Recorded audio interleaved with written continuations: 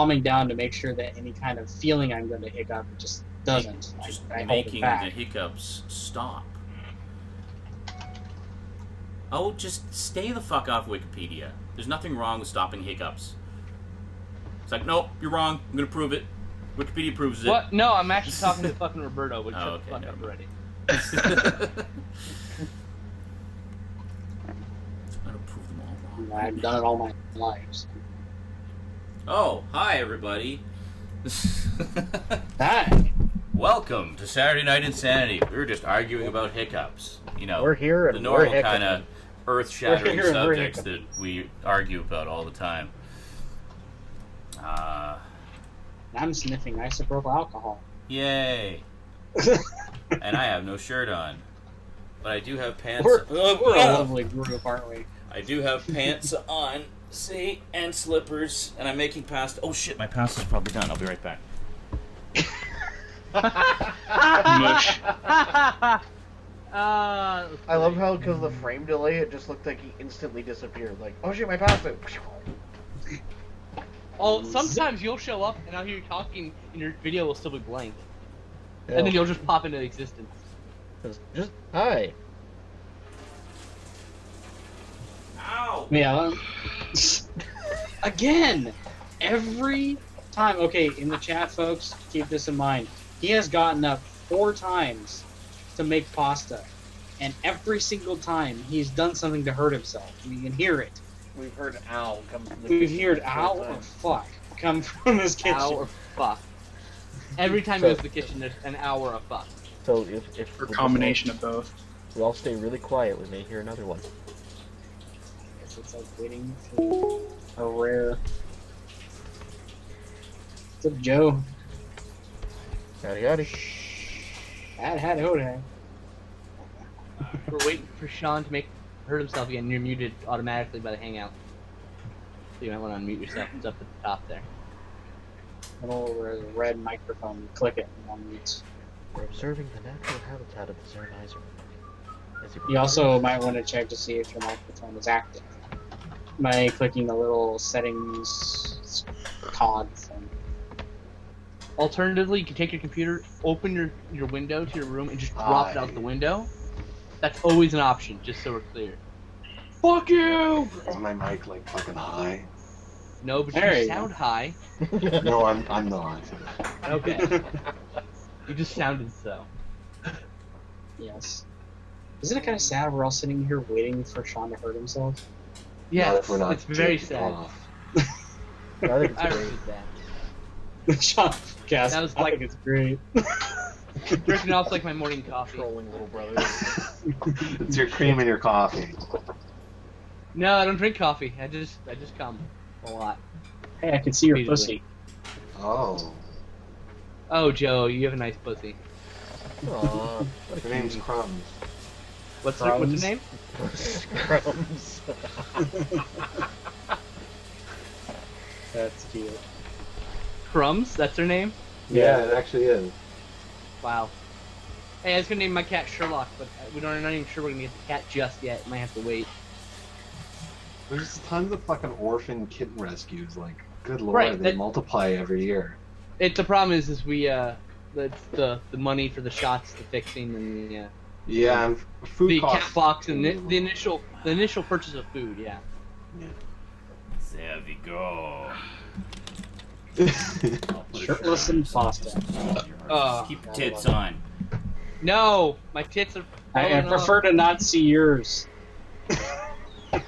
Fucking shirt on. I see yours enough during the week. I prefer one day where there's no Can I have Sean one tits. day where I'm not blinded by Sean's fucking pepperoni nipples? There we go. Seems Thank appropriate, given the week's videos. Alright. I was just gonna Thankfully, say, it has those could we- pajamas that have like buttons. They just don't like flop open sometimes. I was gonna say, we thank go. God, at least we can get one day a week where we don't see Sean's pepperoni This nipples. week has been a huge newsworthy week, for fuck's sakes. Has it? Huge week for news, yes. Because I put a shirt on? No, that's just a bonus. Oh, okay. Oh, I haven't looked up. Is the Batman the original, televised series? No. With Adam West? No. It's a falsified. Okay, dude, consider that the rumor started from Bleeding Cool, which is like the National Enquirer of geek sites. It's all fucking rumors. That there was a surprise bag that came out at San Diego Comic-Con. They were like, see, there's a bag. Shut up for a second. I'm telling a story here.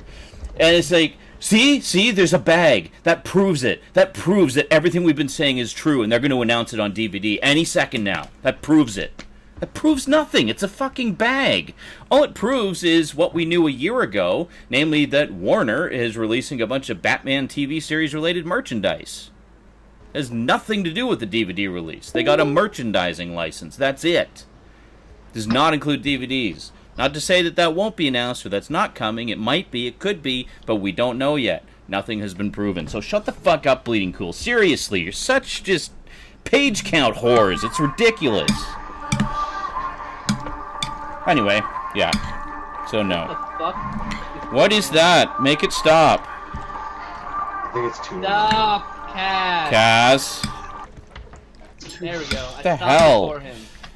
What's the problem? Anyway, what is the so, problem announced I like the with you, reverb. Cass? I can hear your anger.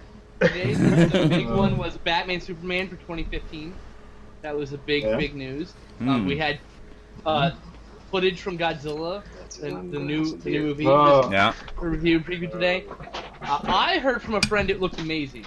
Yeah. But where is fan, it? So Where the fuck is it? Well, we won't see it. We're not at San Hall Diego H, Comic-Con. motherfucker. Duh. yeah, you're not gonna Well, let fucking me get see some it. They money. don't allow cameras. You'll see it in a couple weeks when it hits the internet. Dude. Mhm. Relax. Oh, yeah. The other thing was Scream Factory announced Big huge, Scream Factory news, yeah. huge fucking news. Mhm. We're getting Darkman on a special edition Blu-ray. Mhm. We're getting what was Saturn 3, right? Saturn 3, yeah. Yeah. Some I other turned my fucking other movie I've camera. never heard of. I'm trying to remember that other one. And then, anyways, the biggest thing is the Cabal cut of Nightbreed. Nightbreed, which yeah. we have been wanting for like 5 years now, ever since I found the footage. Mm-hmm. And Scream Factory said that it's going to be a Blu-ray, which was big. We didn't know yesterday if it was going to be a Blu-ray. Today, they confirmed it's going to become for DVD and Blu-ray. That's awesome. So Nightbreed, finally the Cabal cut with a million piles of fucking special features that they said they're starting to work on next week because they finalized the deal that morning of their press conference. Yes. So they weren't even sure that they were going to have it. And Assault on Precinct 13, that was one of the other ones. Oh, yeah, that's right. Nice. Yes. So lots of John Carpenter goodness and similar genre stuff.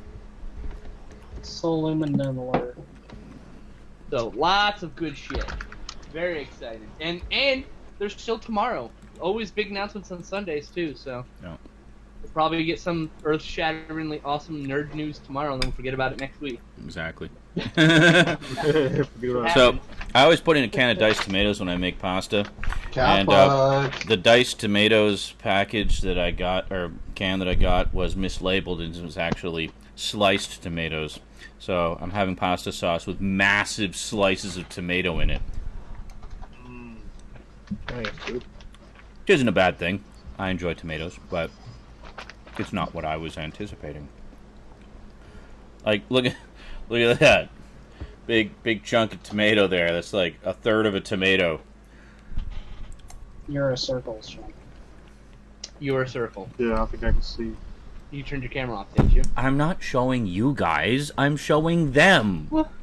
Okay. Yeah. You know, We're I your turned friends. my camera off in the Google chat to save bandwidth. That's tomato And chunk. processor. Seriously looks like a piece of sausage or something. I know, it's huge. There is also a Batman 1966 or a 60s Batman comic book series coming out. That's pretty cool. Robes Marlin said, I knew Batman needs his own movie. WB didn't have their shit straight as far as timing goes, and they may pay. They won't pay. Fucking Batman. Go out there, anywhere. Ask anybody, do you know who Batman is? Yeah. Yes.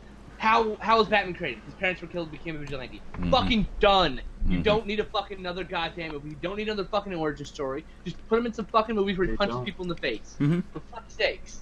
You can have They need a Man of Steel. This shit. you can have moments in it where he's having flashbacks and dealing with psychological that's- issues as a result of, but Right. we don't need the whole origin story. No. Everyone knows Batman's origin. At least a Mhm. rough version of it. Yeah, they know the important things. Yes, it's only been shoved down our throats about 1 billion times Mhm. It should in be multiple like- different formats, everything from live Mhm. action to the billion different animated adaptations. And it Shoved truly in our reinvented throats. the Games.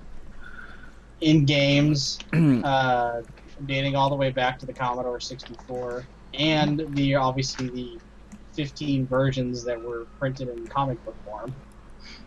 There we go.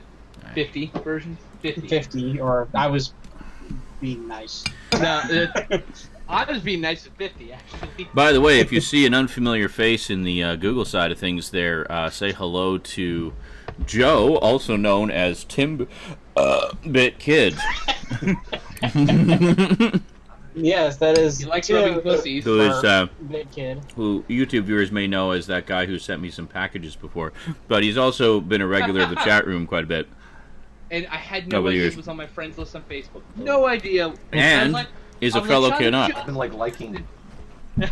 Welcome to the other side, Joe. That's right. Hi. He's like, oh, Tin Bacon. I'm like, oh, alright. Okay, let me just send him a LinkedIn. He's like, damn it. I didn't recognize your real name. Yeah, every time Joe adds Skin Slip to anything, Skin Slip always asks me, "Who's this Joe guy? Do you know who this Joe guy is?" I'm like, I always for the forget. umpteenth time, it's Timbit Kid.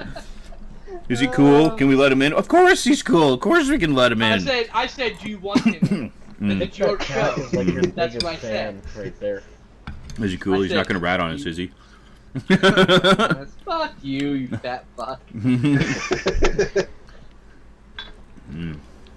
If he's the fat fuck, what am I? Oh, I am shapes. Yes. I'm not fat, I'm just shapes. Mhm. Shut up, Shapes. Round is a shape. Yep, I'm in shape. I'm round. Brandon will message me when I'm not in the hang-up. Be like, where are you, Shapes? So what brew are you drinking over there? I'm drinking Parallel 49, which is a Vancouver-based company.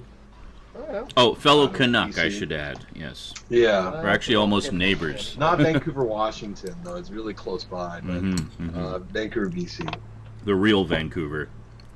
This is Rich. Marisa says, anyone seen Justice League Flashpoint yet? No, it's not out yet. All right. Well, you can't have That's it. the answer. It's like Yeah, it's like, demanding ooh, what attention. is That's that? hilarious.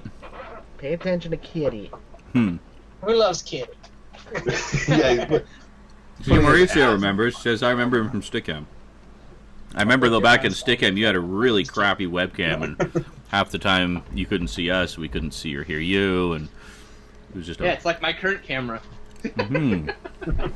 yeah. Uh, I bought actually a camcorder, but I don't know how to download a driver to be able to use it as a webcam.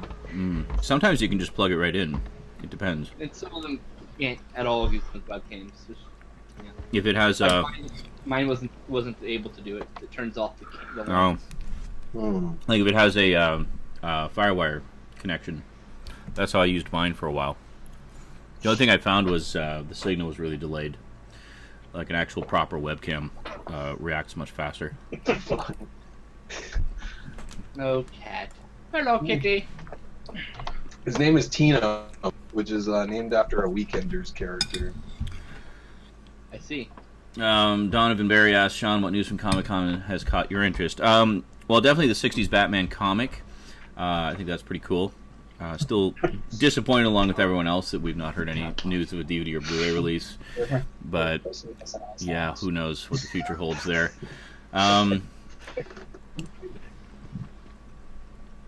Pretty much all the new Scream Factory releases. That's awesome. Everything from Scream Factory, yes. Pretty much. Every last thing. Yeah. I want Especially all of the Darkman. things. I'm actually really excited about Darkman.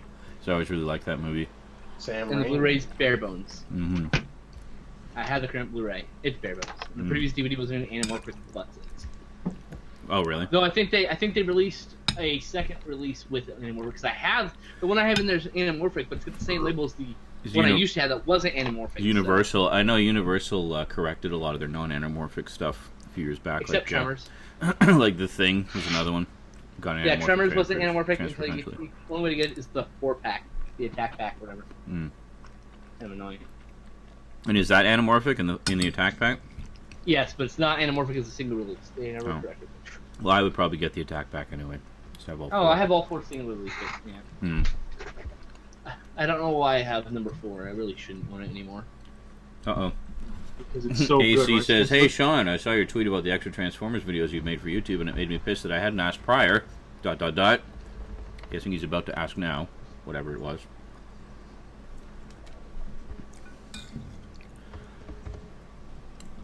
Jesus, Donovan. Maybe you should show up on time. Talk about it already. He's asking about the Batman Superman thing. Could you do a video about what to watch after the first 3 seasons? Headmasters, Master Force, Victory, and then Zone, the one shot if you can find it. Also known as the Japanese collection, which you can get off of Shell Factory Shout Select. The Japanese collection or the Takara collection is another. Oh, nice. Also goes by that. Do not get any of the bootlegs. Support Shout Factory, please. Yeah, and then Beast Wars for sure. Yeah, I'd say watch the Japanese ones first, then go into Beast Wars because all of those are basically part of one big continuity. And then all the later ones, from Robots in Disguise onward, are their own thing. So that's a completely separate continuity. Is Beast Machines included in Beast yes, Wars? Absolutely. It's not in the, no, it's not in the. No, in the release. Sorry. No, it's not in the release. No. Okay. Wow. Why didn't they do that? Sales on the Beast Wars site hasn't been good enough yet, and they didn't want. There already has like 9 discs in there or whatever, 8 discs. Probably, yeah. So they wanted to keep the price point as low as possible to sell more. They would have. The Beast Machines would add another 4 or 5 discs. I mean. You know. I want the Japanese Beast Wars. I want Beast Wars. Beast Wars Neos. Beast Wars 2. Beast Wars 2nd, actually, it's called. Oh, sorry. Beast Wars 2nd and Beast Wars Neo, and then there's movies for both of them as well. Yep. I Is want that. There's a handful of them that have been series? fan subbed. Sorry, what was that, Joe? Isn't there like a collection that essentially remasters the animation of the original storyline of G1? I thought I saw it on cable one time. Oh, Generation 2? Yeah, G2. Generation 2 is just remastered. It's not remastered. It's just re-edited versions of G1 episodes. Basically, they took, I believe, 52 of the original 98 episodes, just random selection. Well, it's not totally random. There's basically the 2-parters and the significant stories, and put a new intro on them, and did new like CG fades, wipes, and dissolves between shots, between scenes, and things like that to make it more modern. And most fans just hate it. It's just a repackaging of G1, and most fans can't stand it. I've got a few episodes just to represent it, but I'm not in any rush to get the whole collection. The only VHS I have that is the one I recorded off TV. I recorded a marathon of 4 episodes. I've got a couple on tape from TV. I've got a UK DVD of like the first 3 or 4 episodes, and I've got 2 VHS tapes of it with 2 of the 2-parters. Ironically, both of the VHS tapes I have are Dinobot 2-parters. There's awesome. There's Dinobot Island and my favorite. The fuck is it? Desertion of the Dinobots? That's what it was. I was just watching the intro to Beast Wars, and as soon as I started listening to the music, and I go, "Wow, that sounds incredibly familiar," and I look it up and I found out it's made by a guy called Bob Buckley. He was the composer for Reboot. For Beast Wars, and yes, and he did the music for Reboot as well. Because it sounds, if you listen to the intro to Beast Wars, it sounds exactly like the intro music to a Reboot. Actually, you know what it sounds Vancouver. Like? You know what it reminded me of when I first saw it? Yeah, they were based out of Vancouver, Mainframe Entertainment. If you go back and watch, I think it's episode 17, Bad Bob, which is their little Mad Max episode. Yeah. Listen to the music in that, and then watch the opening theme to Beast Wars, and you can see that Bob was clearly inspiring himself. The theme to Beast Wars is like a more fleshed out, gutsy version of a lot of the music from Bad Bob. Rock version. Yeah, I really liked the music in Beast Yeah, I Wars. can hear it actually. Mm-hmm. All right, so Mm-hmm. Donovan Berry said, "Have you already talked about the Flash movie in 2016?" And Rose Marlin said, "That upcoming masterpiece hasn't been talked about yet, Donovan." And I said, "If you call it a masterpiece, I will fucking stab you. You can't call something that hasn't been made a masterpiece. For fuck's sakes. It's 3 years away. It's not even likely it'll get made. It's WB. What could go wrong? Let me count the fucking ways. Superman Returns. 1. I think I made my point. Yeah. Oh. My head's just full of fucks, sorry. What the hell just happened? Did your brain just implode? Yes. Batman Forever, Batman and Robin tried to come out of my mouth and made my brain explode. Gee, what could go wrong? I don't know. It's like a circuit overload. Yeah. Overall, their track record hasn't been bad. Not as bad as some people make it out to be, but Not the late track record's been pretty good. yeah. You know, loved Watchmen. I have faith in them, but I also know they fucked it up in the past, so I'm not holding my breath. Oh yeah. There's always a margin for error, we'll call it politely. Margin of error. I call it a margin of producer. Rope says, "Then why are you so jacked up for World's Finest?" Because that's actually 2 years away. That actually means they're going to start pre-production any fucking day now. Pretty much. That's how the shit works. It's more likely to happen. I doubt Flash is even going to get started in pre-production until the pre-production on Superman and Batman's even done. Roberto asks, anyone hear about the title Avengers 2? Isn't it called The Age of Ultron? What a weird title. Well, not if it has a lot to do with Ultron.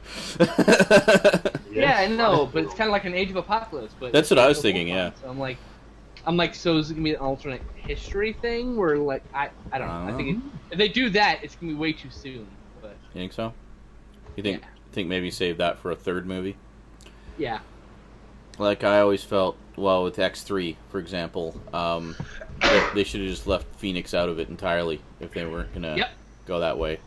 It should have. The X3 should have been Days of Future Past. Period. Or the Dark Phoenix or the Phoenix Saga. Or the Phoenix Saga, exactly. Which they did in the animation in about the same time. Yeah. Yeah.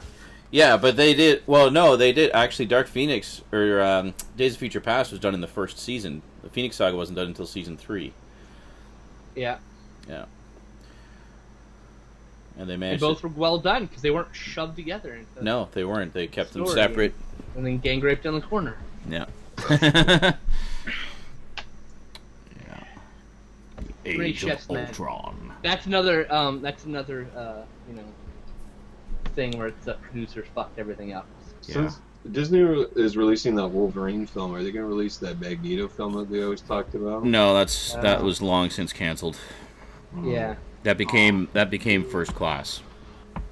Oh. The other problem is what's the name? Plays Magneto is getting quite old. Mm-hmm. Probably won't. Well, he was pretty old when they started. Yeah, that's what I'm thinking. He's got some other role in this one. He's what we call a late bloomer. But yeah, Ian McKellen. Ian McKellen. Best Gandalf ever. Huh. Not hard to do. Oh yes. Hey, you couldn't do it, so shut up. I mean, of the options of Gandalf, that wasn't hard. The animation. Okay. No offense, the animated Gandalf is the least good part of the animated movie. I seem to recall the animated Gandalf in The Hobbit being okay. I didn't like.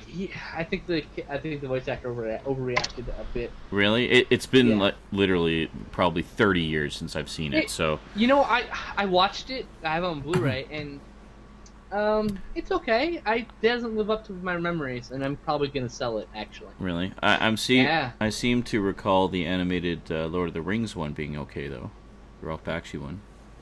That's what I'm talking about. What are you talking about? I was talking about the Hobbit, the animated Hobbit.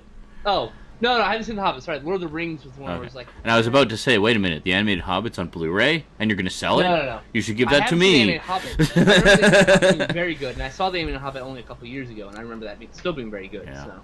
Yeah. I downloaded it a couple years ago. I really liked that one as a kid. I don't know why I still haven't picked it up on DVD. anyone wants to send me The Hobbit, please do. I'll be right back. I need a beverage. Yeah. I had picked up Heavy You didn't Traffic. even was make it kitchen to the That's why I kitchen. shouted. Yeah. What was And that? that was actually that, a good. I picked up Heavy Traffic recently from Shell Factory, which is that little faction film. Oh, It's- yeah, I know. The Yeah. music has aged, but the animation style hasn't. That's for sure. I think the music fits the period in which the movies take place in very well, though. That's what I felt. I mean, yeah, it's not modern music, but it fits. I think the film was made for psychedelics, though, for sure. No, it's more like the soul 70s. But the film has these like slow-mo periods, which is like really ridiculously slow and out of pace, and then they had this other scene which had non-reality and then reality-based film with animation at the end of the film. Yeah, you're probably in the head of one of the characters at that moment. Yeah. It's something you can do in animation much easier than you can in a real life film. Yeah. I Rotoscoping. remember being very good. So It would be it's like been a while. the Dumbo, pink elephant scene, or pink, pink elephant scene. When I think of the animated Lord of the Rings, I obviously think of the animated Lord of the Rings, where the Oddly characters, enough, the where- only I was gonna say where the characters are rotoscoped. Yep. It's all of Bakshi's films were rotoscope. Yeah. it's really weird. It really is. It is kind of hard to watch because it's just so funky. And, like, you think you're on an acid trip. Well, I mean, because like the nice thing backgrounds are so static, and the characters move so fluidly and dance well, around. that's because like, it's all it's a lot. hand drawn. The thing is they if you look at Cool World, which also got a lot of rotoscope in it, it's not nearly as crazy because they had more advanced techniques then. And now they're doing Last Days of Coney Island, which I'm super excited about. 10 years in the making for that thing, where they're doing it with computer, where they're cleaning up all the wobble, so there's no more wobble in the rotoscope. Oh, nice. Yeah. That'll be a lot better. I hear there's It's like, not The animated Lord of the Rings web-based- is a pretty bad case of Well, it's rotoscoping. in the 70s. What do you expect? I know, it's still a good movie, but You know what? It isn't a good movie. It really isn't. It's not paced well. It's fun to watch. Right, but it's like I own it. Don't get me wrong, I own it. I watched it just recently, about 3 months ago, and it really does not stand up to the test of my memory. My memory made it way better than it was actually when I watched it again. Yeah, that's a lot And of I'm movies very do upset that. about this, mind you. It I reminds want me to love of the it. Three Ninjas. Three Ninjas. Oh God, it's so bad. Looking, you're like, oh, I remember that being so good, and you're watching, you're like, no, it really This wasn't. fucking sucks ball. These kids What? have no talent. We're gonna movie gangbang the shit out of that, actually. Hey, is there a web-based remastering of Songs of the South that is going to be released by some guy, or is that a web page that's still dead? Okay, from a couple so- years? That is a anecdotes.org thing. This guy has a 16mm master, which is not the 16mm print, I should say, of the movie. It's got a lot of visual problems. So he bought a digital SLR and like modified it and made it into a film scanner to scan each frame at 8.6 megapixels or whatever. So he made an automated system, so it moves the frame, lines it up, and then it takes the picture and just does that until the card is full, and then he moves it onto his computer, and he's basically stitching. He's doing all like that, and then he's laying them all out in a timeline with this audio file from the Laserdisc. Oh, that's what the people who did the despecialized edition of Star Wars did. That actually what inspired the guy to do that. I was going to say there's What a they whole used section. for of the it. Star Wars Despecialized, he used the guy sent him the plans on how to make the negative scanner, and that's Yeah. how he made this negative scanner. So Nice. yeah, so yes, that is happening. Don't expect it for a couple of years. Yeah, time consuming for sure. Yeah, it's one guy working on the project. Despecialized had I think 6 people working on it, so it only took like a little under 2 years or whatever. But we're talking like 3 to 5 probably for a single guy to restore an entire film. It by hand. seems a little ridiculous that Disney, who buys up all these goddamn animation studios, is not willing to put out their own material from like backlogs. Like even put on a 2-disc of something. The problem is there's huge backlash from when that movie came out. There was a whole call of like it being racist and stuff. So, But there had even been though it's not racist, don't get me wrong. It's just people are reactionary. there had been a supposedly. I don't know if someone had spread rumors that Barack Obama, as the president, would intro the film and say that to visit like an education website for links to perhaps the racist content in it, and that the film is of its time, and I believe that it's like what this intro needs to be is Barack Obama going, "Oh, for the love of fuck, it's not racist. Here's the a look thing. to what racism and then actually he steps out in song. Enjoy the movie." That's clearly just bullshit. But Leonard Maltin, who's done stuff for Walt Disney Treasures, did an intro for this whole section of Donald's shorts in the Donald's Volume 2, right? And he says, now you have to remember, this is the time in which this stuff is acceptable. It is incredibly racist now, and to understand that this is not acceptable, you may want to talk to your kids before you show them these shorts. And he talked about the historical impact, the historical significance, and how a lot of times cultures will villainize other cultures when they're in a time of non harmony with them. So I have one of those. All they need to do is just have Leonard Maltin be like, "Chill out, mofos."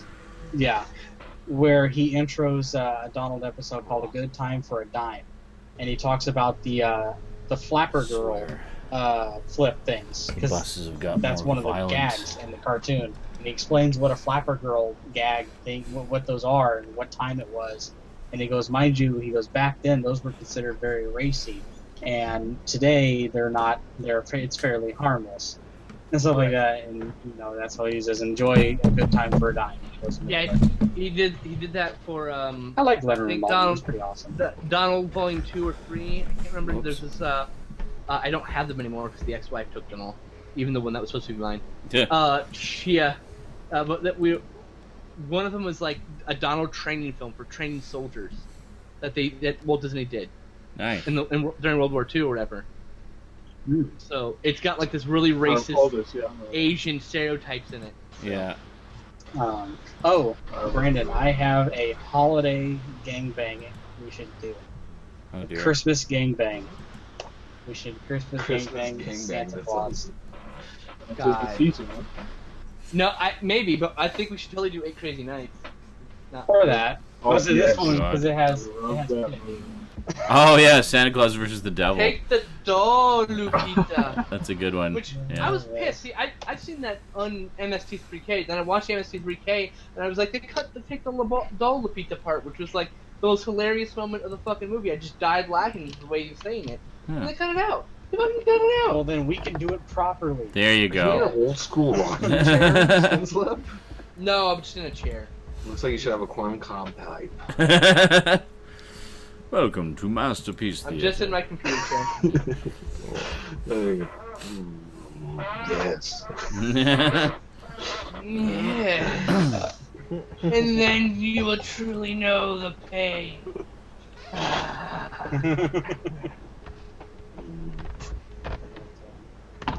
Kind of channeling the yellow bastard. But yeah, this was given to me not long ago by my brother-in-law. You should have slapped him for it. Like, you fucking asshole. You know, I did that at a wedding actually recently. Some you guy slapped was somebody drunk at my girlfriend's brother's wedding, and at the very end, he was like screaming and being out of control, and he's like, "Just slap me!" And he called me Alex, which is not my name, and he was like, "Just slap me." I'm like, "Okay." And everybody paused because this guy was holding up all the pictures at the end. Yeah. And I slapped him, and you could hear it from around the room, and everyone's like, respect, because this guy was fucking an asshole. You just slapped him so hard that his ear rang, because that's what you should have done. Just slap him and it was hard, really funny afterwards. He's like, "Are you better? No, let's just take the picture now. Let's go." And he didn't remember it all. The only thing that I have, not slapped, but I did punch him, is when he bought. This is before he had a Blu-ray player. It was 2 faux pas in one go. He bought a Blu-ray when he didn't have a Blu-ray player, and he bought Dragon Ball Evolution on Blu-ray. Slap. Oh, I socked him. I just No, because then, Is that where you- then he knew he bought it on Blu-ray. Then he went and bought it again on DVD. What? Who is this? Bought Dragon Ball Z twice. He bought Dragon Ball imbecile. Evolution twice on my DVD and God. gave me the Blu-ray. Even at Blockbuster, I like 99 turned cent around. sales, they have a hard time selling I them. turned around and gave that to Half Price Books for 99 cents. That's money And ever it's spent. just- I go, they're like, hey, I can give you 99 cents for it. I'm like, here, take it. Done.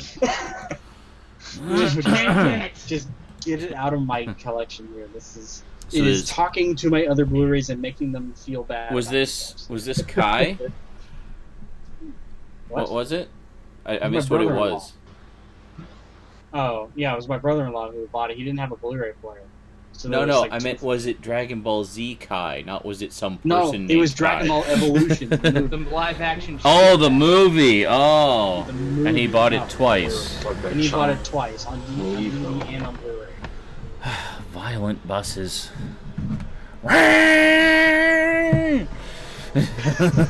But on that note, I'm gonna make some. Yes, they all go by in Right, first gear, like redlining. I know. What fucks up with I that? swear they do. I wish I had more money because. Oh, Donovan, don't start, please. I gave you Okay. guys Transformers. Just let me breathe, okay? Transformers. And there's Fall more Cybertron. Transformers done, edited, ready to go, coming in a couple of days. So, Donovan was just asking, will we see a review of the G.I. Joe Footlocker later this year? You will see it at some point. I will make no promises as to when or even if. So you might see it at some point. But more, Transformers Fall of Cybertron is fucking $20 on Steam. but more than likely. Fucking More than hell. likely you'll see it. Sean, how did you get flooded? I came home from work to find fire trucks outside my apartment because my toilet cracked and flooded my suite and the hallway. Oh, good lord. No, in my case, it was Good lord. some renovations have been done in the apartment above mine, and there, I guess, was nobody living up there for a while after the renovation, so they rented out the apartment, and then shortly after doing so, the new tenants decided to have a bath.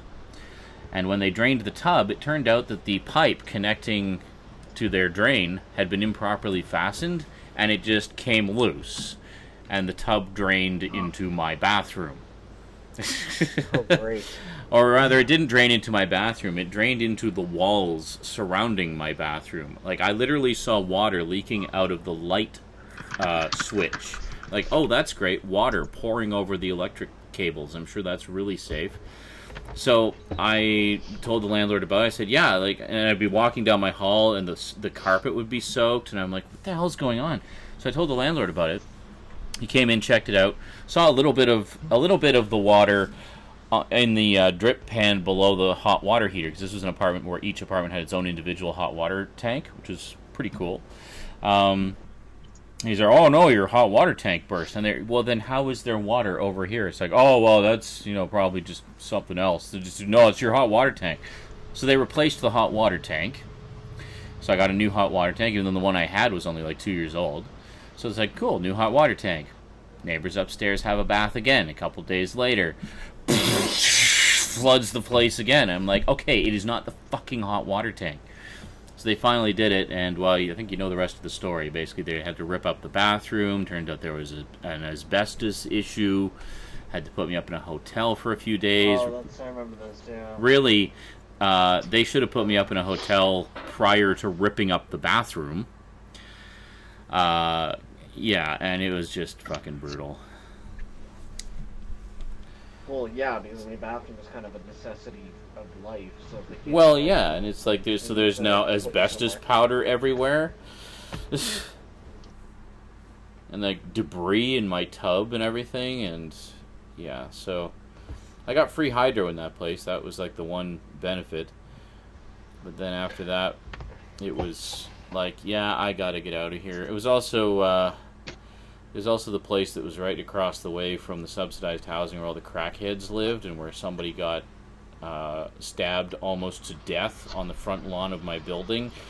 Yeah, great place to be raising a child. So Is this in Esquimalt? this was in Esquimalt, yeah. So that counts, yeah. So that became Or So then I moved. Charlotte's friend was murdered with that building across the street from you. Oh, great! Yeah, that's lovely. That was last summer. Great. So yeah, so then I moved here.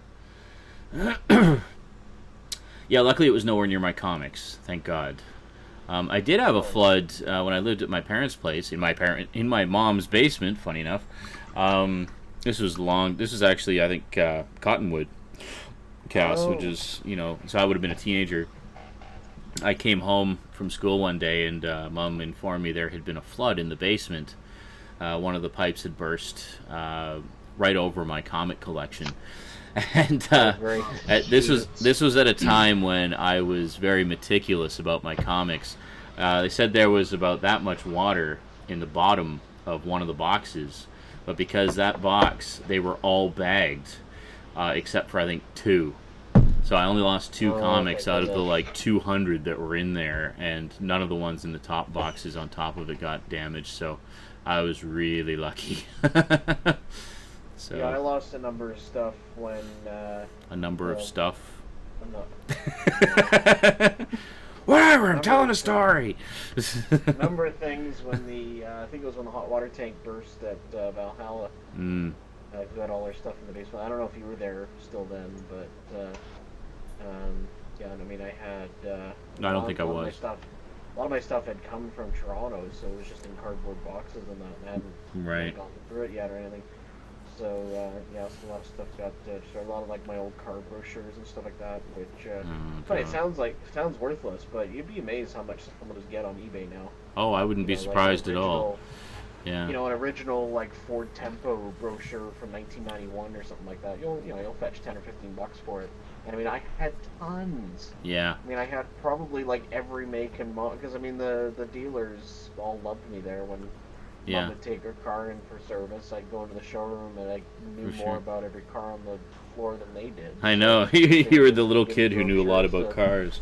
They would just give me more brochures just to load me up with more knowledge and all that sort of thing. So I'd get them all for free. But, yeah, no, I'm sure that that those would go for a fair amount on eBay. That's unfortunate. You're in Nanaimo now? Yes.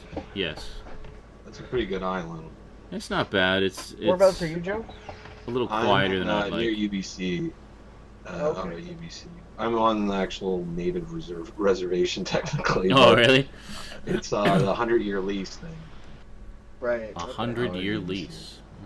Yeah, they don't make those anymore. That's for sure. No, they don't make them like they used to.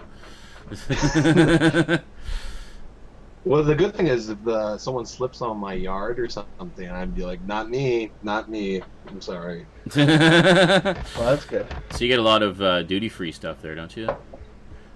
Well, not technically. When I got picked up drinking one time when I was a teenager, they asked if I was native because I had lived a lot. I'm like, no, my parents bought a long time ago. This is not, I'm not part of the native reservation. Yeah. And they're like, okay, they're going to probably do an outreach or something. I got a drink. Yeah. They could care less. They just told me to dump it. Yeah. Okay. And then you dumped it into your stomach. I'll take care of that right now. The guy was actually pretty decent. He made us do all the ones that are 2.6s, but there was one that was really expensive, and he didn't let us do. He just I don't want to see that. And I'm like, okay. Yeah.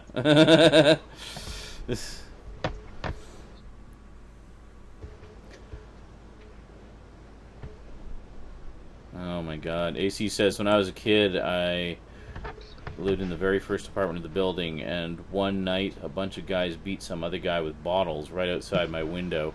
Nothing but glass and blood outside the next morning. Wow. Oh, lovely. That's sounds like my old place, yeah.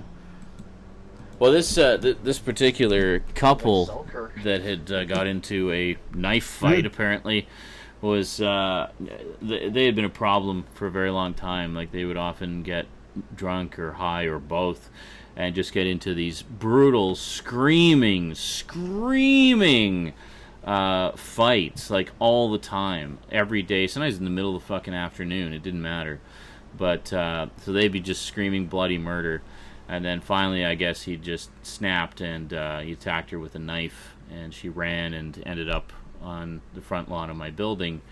Funny enough, it was when Annetta was visiting, and we had just taken Rosie to the local playground for the afternoon and spent the day there. And we came back to find all of these like cops everywhere, and the news was there, and there was all this police tape everywhere. So I said, to Annette and Rosie, I said, well, you guys just stay here. I'm going to go and check out what's going on. So I went and I talked to the camera guy from the news crew and asked him what happened. He said, there was some argument and some woman got stabbed with a knife and stuff. And I glanced over, and there was actually there was a section that was kind of cordoned off where it was I guess it was her shirt, and or a shirt she'd used to stop the bleeding a bit, and it was just soaked with blood, like right there on the grass. I was like, wow, shit just got real. I need to find another place to live. Yeah, no kidding. Yeah. So that was like right across the street on then. Pardon? That was like when you say across the street, you mean like literally across Constance then. No, actually, it was the building right next door to mine. Like when you're in my dining room, looking out the window, that's the building. In fact, looking out my window at the one on the second floor, that's the apartment where these people lived. You had a video like that where you were on the patio and you could hear them, I think. Possibly, yeah. What, having sex? No. Wow. You missed the story of horror there, Skinslip. It might actually be the same building. It's not morning yet. It could be. There was a lot of... it was some kind of subsidized housing thing. There was a lot of crackheads and alcoholics. And so violence. Yeah. Gotcha. Yeah. Violence far too close to home. I have seen that recently, in fact. Yeah. I mean, I would love to have like an actual apartment, but there's just nowhere I'd want to rent an apartment in this city anymore. I mean, I'm glad I have the place I have now. Nanaimo is comparatively sedate. Like, it's really quiet. The most I get here is occasionally some rowdy teenagers from the high school up the street. But even then, they'll just, they'll yell and scream and howl at the moon. They busted a crack house. It was right down the street from me. Really? Yeah. Yeah, one street over, there was not a crack house, a drug dealer's house. Yeah. Because he was stupid and dealing drugs out the front of his house. So he got desperate. Yeah, here it's mostly meth. Crystal meth is the big thing on the island here. I guess it's cheaper than crack. I don't know. There's a couple of scary spots right downtown, like right around Terminal Ave, but I mean, out where you are, it's pretty. I mean, it's just all the retail stores. And it's a pretty quiet area. A lot of elderly here. I mean, even just like now, it's like 10 o'clock, and it's completely dead out there. Mm-hmm. It is absolutely dead. Everybody's in bed. There's actually a really great film about street life in Vancouver that I can't remember. It's like a police task force that deals with the downtown East Side residents. Yeah. And they asked all these people if they were allowed to film, and one lady, I remember they showed this in grade 12, essentially about like I guess it was like one of the courses about social studies or something like that. And this lady had her whole arm was like infested essentially because she keeps on putting syringes in there, and they actually show you it, and it's all bubbled up and caved in, and it's to the bone. She was essentially like injecting into a vein that was near her bone. Wow. And they show you that this lady was obviously still needed a drug, even though she clearly has a problem. It's not like you can just not see it. It's there. No, I know. And they had essentially a housing, I guess. This was also filmed in a housing project where there's 4 drug addicts and a very small, minimal thing, and they give them paid jobs to go cook and clean or something like that. Yeah, and they go spend it on their habit. Yeah. The most actions that ever happened was Spear Park. There, a couple of years ago, a lady got murdered, and they still haven't figured out that it was politically tied. So really? Great. Yeah. Gotta love those ones. Died under mysterious circumstances. Really? Yeah. Now, like women, like the lady had a dog too, like a really aggressive, like looking dog, and the guy still attacked her. I guess I don't know if she got raped, but they didn't find out. They asked everybody in the neighborhood, like, where were you? Like, pretty much everyone was a suspect, essentially, when you're at the house. Great. Well, what a barrel of fun we are tonight, eh, folks? Stabbings and rapes and... So, hey, I should mention, after the chat tonight, we'll be heading on over to Twitch again for a bit. We've been in the middle of playing Jak 2 on the PS3, the new high-def upgraded version, so be sure to swing by and check that out. Definitely longer than Jak and Daxter 1. Jak and Daxter 1 ended up being 9 parts. Last night we did part 12 of Jak 2, and I think we just barely passed the 50% mark. Also, to lighten the mood, I have cake. Yay, cake! It's the last of the cake, but it's cake. Also, to also lighten the mood, all the money problems have been resolved for the most part. Yay! I might lose my internet for about a week, though. That still might happen, just because of the lapse and stuff. But the power thing got resolved. Oh, thank God. The gas thing is getting resolved. So that's good. That's good. Not exactly the best ways, but they're getting resolved. So it fucking works. That's okay, as long as... And I don't have to sell anything. Well, that's good too. Yeah. That's good too. Well, you I don't know have you were to looking pay at for that as an option. hookup again, right? Right. No. Yeah, I gotta get my power resolved. Actually, I'm behind on. That's the only one I'm behind on right now. Well, critically behind on, anyway. Wow. So. Well, we were essentially 6 months behind because of previous debt. Oh. That piled up, but she worked it out so that it's she's paying a little bit of it off over the next year. Gotcha. So it'll be almost a normal bill. Oh, okay. So basically So basically she made like a payment arrangement with them to sort of Yes. make it more manageable. That's good. Yeah. I find most companies are willing to do that as long as you're clearly making an effort. You know, they generally won't be inhuman monsters. But you have to talk to them. You can't just let it slide. You got to get in touch with them and say like, hey, you know, times are tough, but I'm willing to do this. Does that work? Can we work something out? Let's wheel and deal here. Yeah. And usually they'll be willing to do that. So. Well, apparently it's actually when it gets triple digits for long periods of time, like it can get 3 months of triple digits here. Yeah. It's actually illegal for them to cut off the power. Really? Because old people die because of that. Oh, that's true. Well, I guess it depends. I like in particular during the winter, I would think. You could literally freeze to death. And you can die of heat stroke. So you can't turn off or you could die of heat stroke. Well, I guess, turn off your power in triple digit. Well, I guess, yeah, in like a hot state like Texas, for sure. Heat would be a major issue. Especially for the elderly. So, yeah. We were going to a couple of weeks of triple digits. So it was going to at least be extended that far. Yeah, no. That's crazy. Hey, Brandon. What? I am going to buy you a game on Steam. Oh? Yay! Yes. because the game is awesome. 2, and the game's only 27 cents. It is 86 or 96% off. Holy shit! What game is it? Just Cause. Oh, nice! Oh my God! Nice. Yes, the first Just Cause. It's very 27 cents right now on Steam. That's amazing. I played the demo of the second one. I really liked it a lot, actually. Yeah, I just bought myself a copy because I have the second one. Gotcha. Yeah. So I'll give you guys. I'm just gonna switch over to me only for a moment here. Just Cause 2 is $3. Holy shit!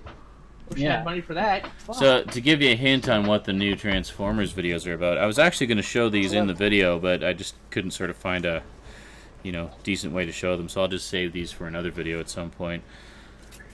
Just a little hint. This is the original comics adaptation. There was a new comics adaptation of this done in 2007, I believe.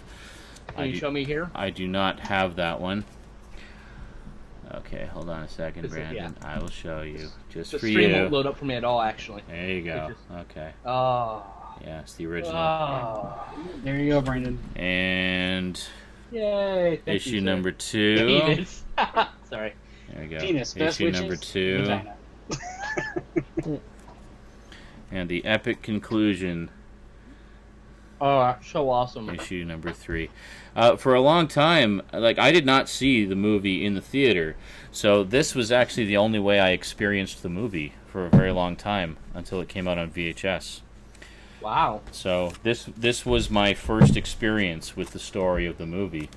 So when I saw the movie, I was quite shocked initially at how much more brutal the movie is than the comparatively watered-down comics version. Now, all the same characters that die in the movie die in the comic, but it's way less graphic and brutal and drawn out. Yeah. That's what I heard. I've never read the comic, mind you. The comic's fine. I mean, like, for the time period, it's a perfectly adequate comics adaptation, but I definitely want to check out the new one that IDW did, because that one looks amazing. It was written... It's artwork by Don Perlin, I believe, who was a regular artist on the comic for a long time. Yeah, he's a good artist, too. Yeah, he was, actually. It was Ralph Macchio. Oh, nice. Not the Karate Kid, Ralph Macchio. No. Not the same Ralph Macchio. He wrote comics, too. Yeah. So it's pretty cool. So basically, my first experiences with the movie were the 3-issue comic book adaptation and the soundtrack. So... the movie was an enigma to me for a very long time. And then it came out on VHS, and I rented it and copied it until it was... because it wasn't priced for sale initially. It was just priced for rental. They would be like $100, so the rental companies would buy it. But you could buy it for $100 if you wanted to, but who wants to pay that much? So I just waited for it to become available for sale, and I think I bought it for like $30, the original VHS, initially. Oh, God. Remember that was a good deal. I know.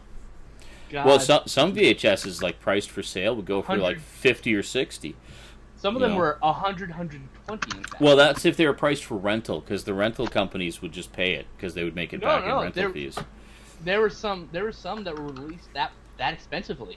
Because I remember I was looking at the original VHS releases of Galaxy Rangers and Jason the Wheeled Warriors. And He-Man as well, actually, because Magic Window, which was a division of Columbia House, or Columbia Pictures Home Video, it was like their cartoon line. They put out a whole line of VHS videos of all three of those that had 5 episodes per tape, and that was a big deal at the time, because most VHS releases of cartoons would have 1 or 2 episodes if you were lucky. So to have a video with 5 episodes on it was a big deal. And those would go, I saw them, I used to subscribe to some VHS, like mail order catalogs, and I remember they had them all listed. There was like 12 volumes of each one, and they were all like $50 or $60 each for one 5-episode tape. You know, that was actually a good deal. So I have to sometimes spend like $40 for 2 episodes. It was definitely a good deal. Yeah, exactly. Like when I bought the Transformers videos, they were $20 each for 1 episode. So to get 5 for $60 was a pretty damn good price. I'm getting 5 for the price of 3. That's awesome. Yeah. So wasn't the Robotech VHS releases 3 episodes hit? There was a few. The original VHS release was actually 1 episode per tape. But I didn't have that one. So they were the ones they actually put them out in the big boxes. They only did the first 3 episodes though, because I guess they realized, there's 85 episodes and people. We'll just wait for Joe to stop crinkling. I'm sorry.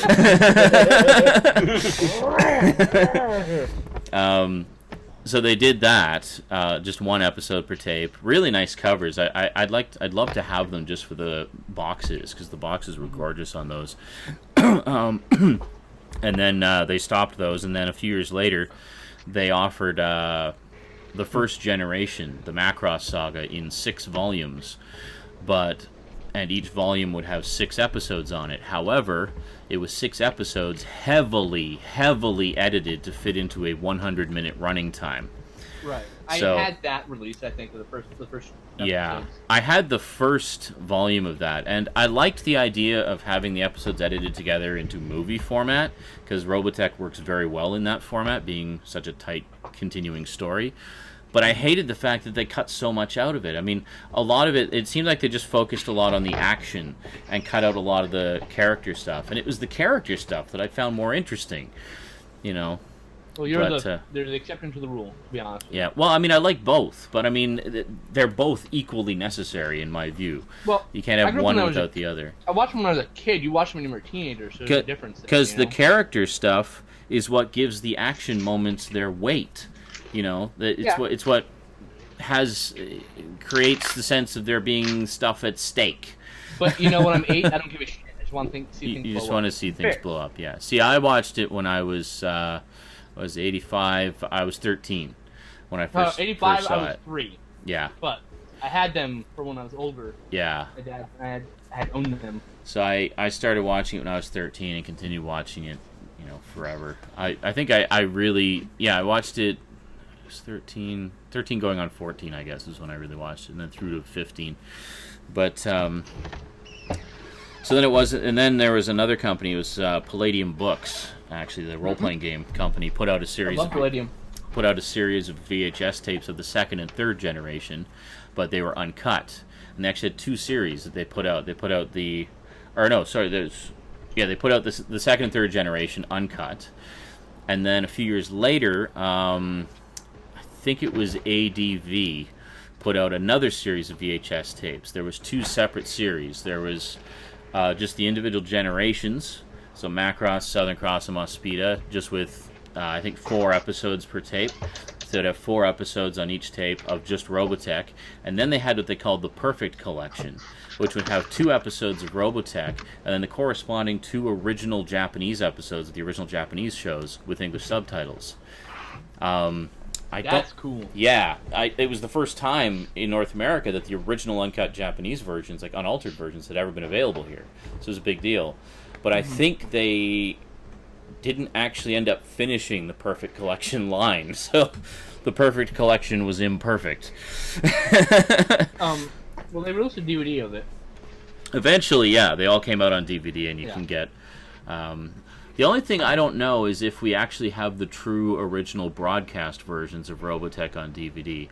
I know the original DVD release that was the Legacy Collection.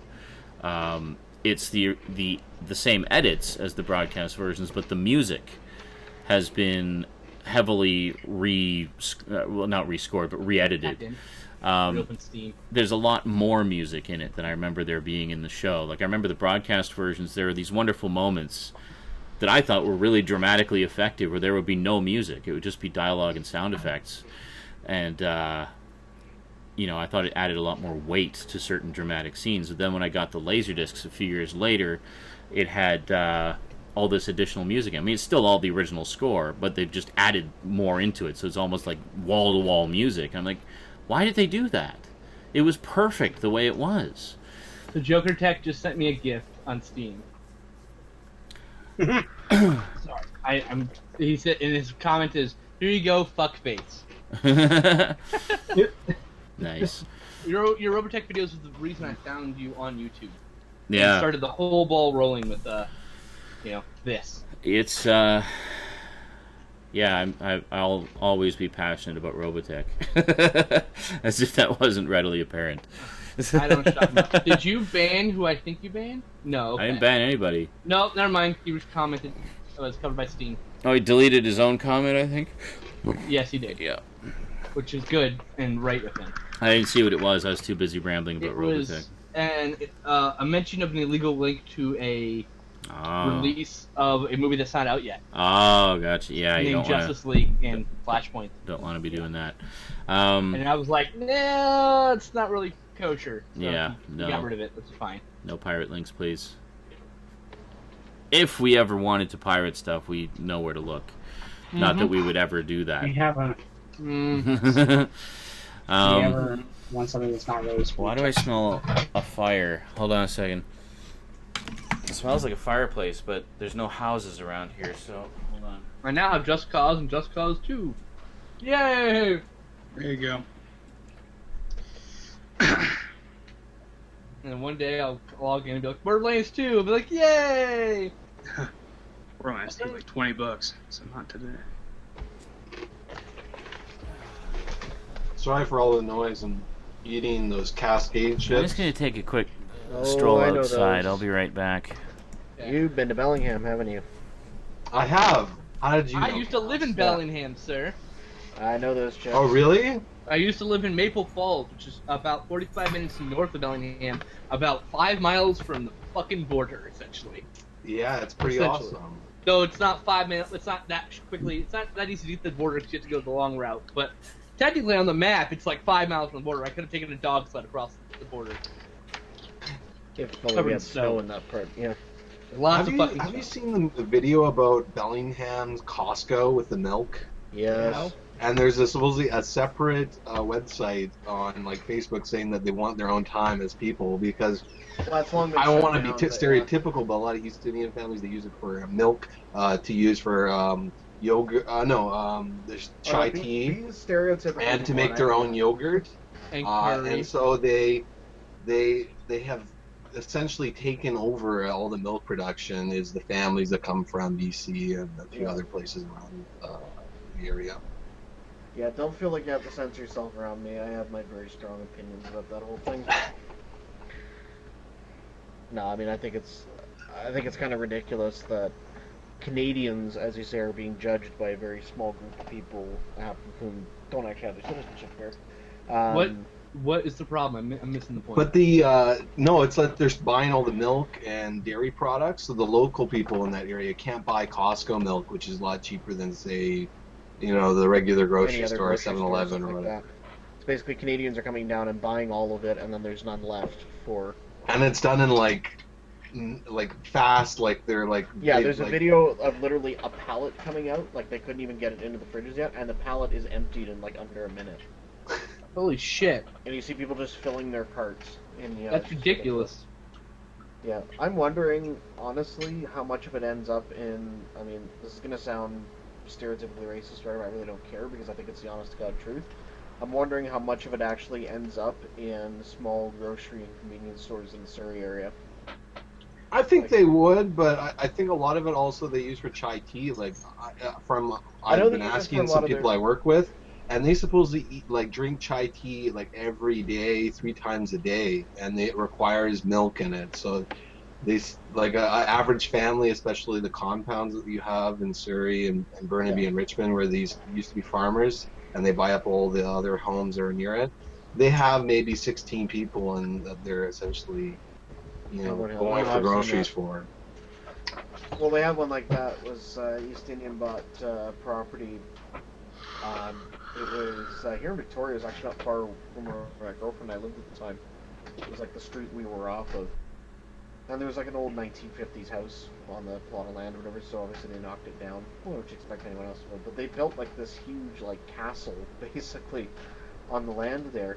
And then the other thing they did, which I have no idea how they got away with this, they essentially built another house in behind it. Now, yeah, they probably call that utilities and recreations person. Yeah, I don't know how they got around that because I haven't read the bylaws specifically, but I'm pretty sure you're allowed to have a shed behind your house, and that's about it, or a detached garage, and it has to be no more than a certain square footage and no more than a certain height and that. But I guess because of the way they designed it, it's almost hidden from view. You almost can't see it driving by. Yeah. But when you look, it's a full-fledged house. So whoever lives opposite of that on the other street, they have no view now. Yeah. They can't see past their own window, basically. Are you located in Vancouver? No, I'm in Victoria. Victoria. Yeah, I'm in the InSaNiTy area. I was going to say that you should go get a Screamer in Richmond. It's a soft-served ice cream and slushy combined together. An orange one tastes like Well, now Cass is going to take a trip out there. I'm over on the mainland usually at least once a month or so, but I go down to Bellingham every so often too. The place is called Danny's Market, which is out in Richmond. Okay. And it's like a creamsicle. My God, having an orange one with the soft serve ice cream, it's like bringing back memories of a fat kid.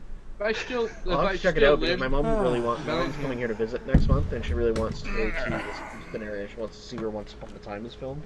Well, there's also one out in Steveston in the summertime. Okay. Well, I'm not on fire, so that's good. That's good. You know who it is? No, I bumped in to the building manager, and he said he could smell it around as well, and it's probably just like a forest fire somewhere up in the hills. So we got mountains on all around us, basically. So it could be anywhere up there. I've looked at the map, because I'm like, oh, you said you moved here to here, and I'm like, what does that look like? Oh God, there's all that mountains, and forest, and he looks so sad and lonely. I bet you that one spot right there is him. Right now. Look for the saddest, loneliest spot, and that's where you'll find me. Yeah. Yes. Oh man. So what I missed? Did I miss anything? No, not really. No, we're just talking about We're Canadians talking stealing about all the Indians milk. stealing all the milk. Yeah. Okay, You know, I was going to say, then. they solve that is by carding people, and if they're Canadian, they charge them a surtax, which is completely legal, by the way. Huh. Or not even just that, or just saying limit 4 per customer. Of what? Or Yeah, 2 true. per customer. Or whatever. I mean, granted, they go down with their whole entire family, so they say, no, these 2 are the babies, and these I 2 think are... I think it would be Yeah. fair to like let them in like 2 hours before opening, which is like a little ridiculous, but the people would do it anyways, and then they can get whatever hell they want at their leisure, and then check out. And... No limits on anything in the whole store. Except the milk. Except the milk. Yeah.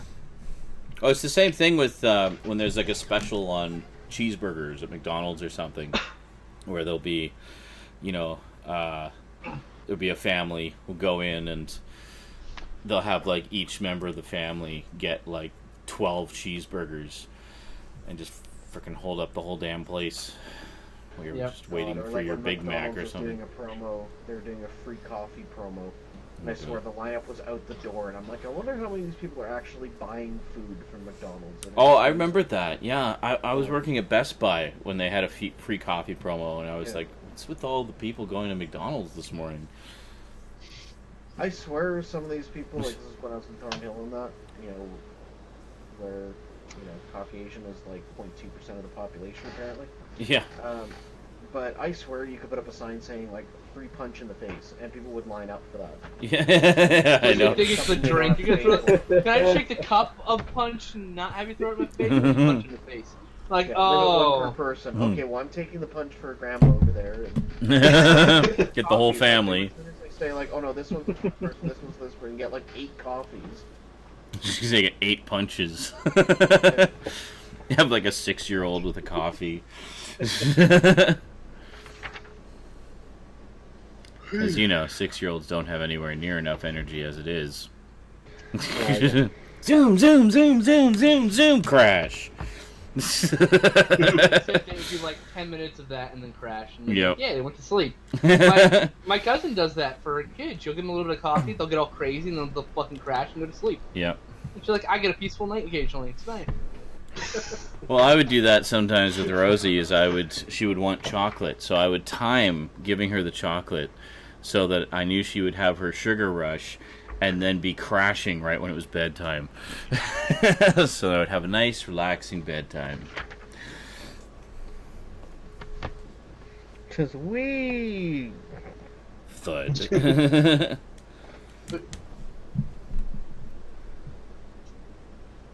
You know, I looked at Fat Albert and the Kids, and And the Cosby Kids. the only special feature on that is like one special feature with Bill Cosby and what's his name from Show Factory, doing like an hour recap of the show, and a psychology professor. Oh, great. Putting it together, and I thought it was weird. It's a multi-disc set of major proportions, and it only has that one. Is that the special complete feature. complete series set? Yeah. Yeah, that is kind of odd. Well, what's funny is I have the Scooby-Doo mystery van, right?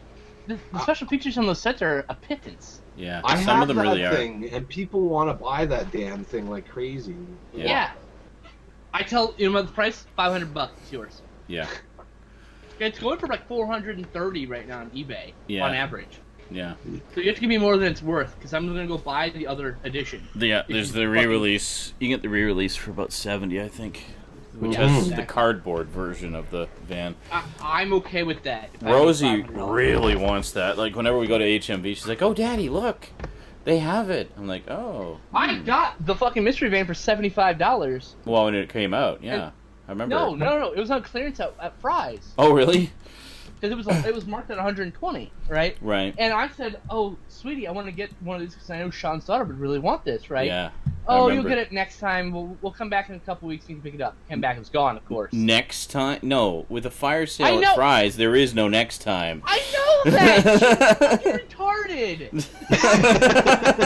She never understood the concept of there's no next time. Of It's not gonna clearance happen sale, one-time deal.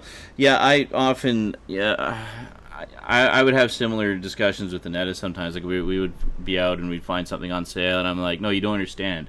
If I don't get this now, I will never be able to get it again at this price. She's like, fine. Yep. But you know what I had a good story is? I bought, just before Christmas of this year, a box set of the G.I. Joe Foot Locker set, completely sealed at Future Shop. They were selling it for, I think, $49.97. Yeah, the clearance price. They had that and the Transformers set until very recently.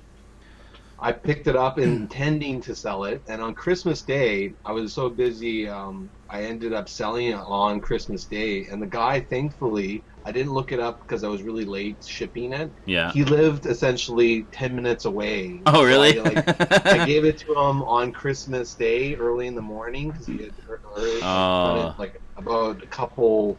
the day before, and he gave me the nicest review I've ever had on Amazon. That was your Santa Claus moment. And it was for his daughter. It was You for made his Really? daughter to watch. Yeah. Oh, best dad ever.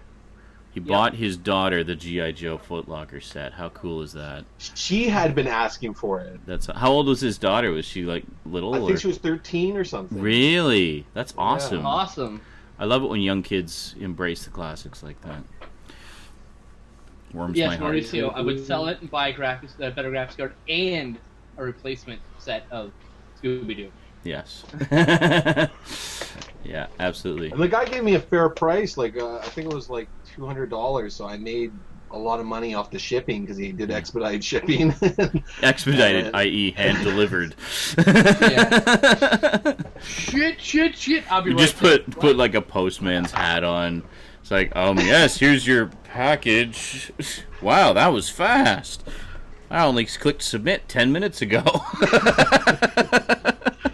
Like ding dong. Fastest delivery ever. I think he was a drill sergeant actually, or something in the military. Really? His the way that he was writing was you came into action in the the worst of weathers or something, and the most impeccable time. Nice. He's like, thank you for making me the best dad of the season. Or maybe he was just a really big fan of G.I. Joe and just spoke that way as a result. There was, I remember in one of the... Do you have that set for yourself, or was that... I do. Oh, okay. So it was like an extra that you picked up. Yeah, okay, I saw gotcha. it, and I was Nice. looking at it. It's a little bit dented. I'm like, you know what? Someone's going to love this. I would have loved it. Because I was going to say... I'm sorry. One of the things I remember is from I wasn't happy the roundtable discussion with the voice actors on that one. In particular, they talked to Michael Bell quite a bit, who, of course, was the voice of Duke, and was one of the main characters on it. So he says how he was talking about how, in particular, he was amazed by just the impact that the show had on people. I mean, at the time, they thought they were just making a cartoon based on some toys and didn't really think much of it. But he said, like, he was at some signing or some convention or something, and a guy came up to him and was clearly like an army guy, and he said, I just wanted to have the opportunity to meet you and say thank you, because it was thanks to you on the show and everything that inspired me to get into the army. And he was like, me? He's like, but I'm just a voice actor on a show. He was just completely blown away. And it's sort of used that as an example of how, we were making something that was a lot more than the sum of its parts, like a lot more than what we realized it was at the time.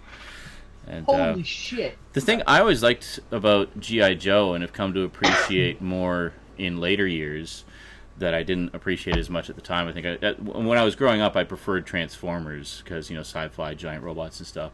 But the thing I've come to appreciate about G.I. Joe, and in a way that I almost prefer it as in terms of comparing the two shows, is just that the stories were a lot more human-based. Not just because it was humans, not robots, but just the subject matter of the stories. A lot of the time. I mean, you had your slam bang action stories and stuff. When you get into the later episodes, there were some that were pretty deeply psychological.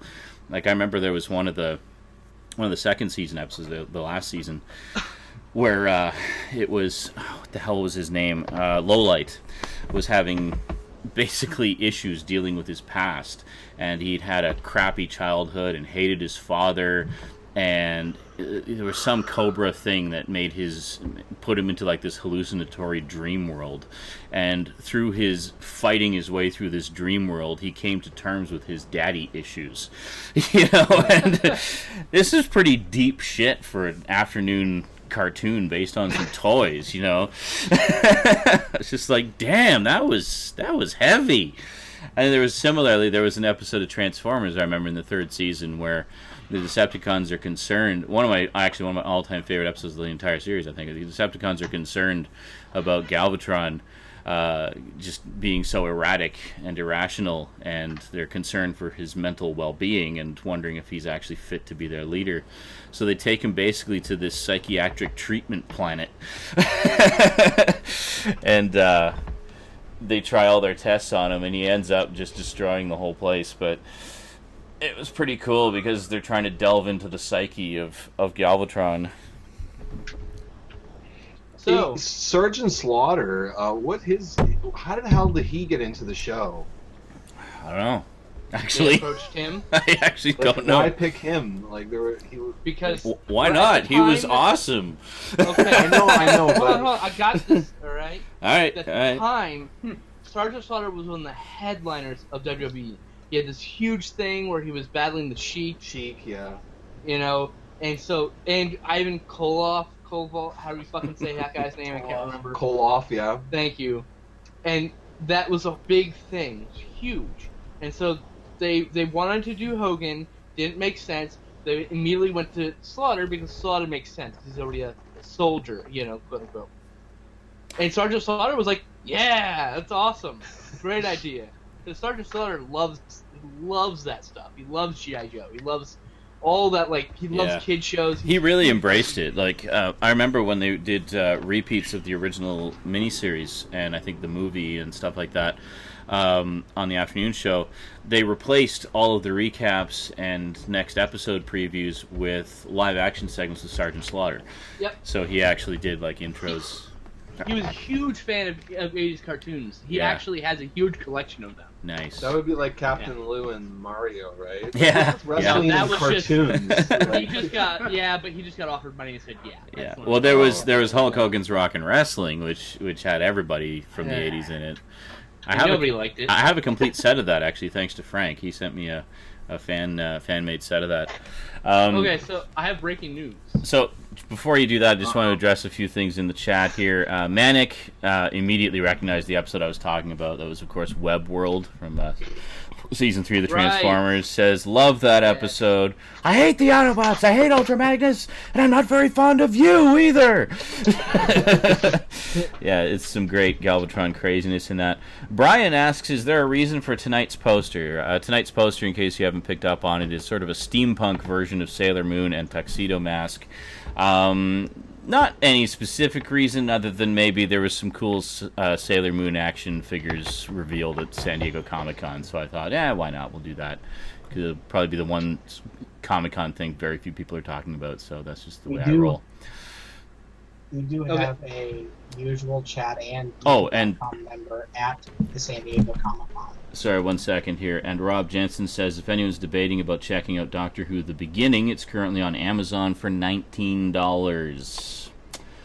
And says, one item I've been considering lately. That is a really good price for that, actually. So you get the first 13 episodes comprising the first 3 complete stories.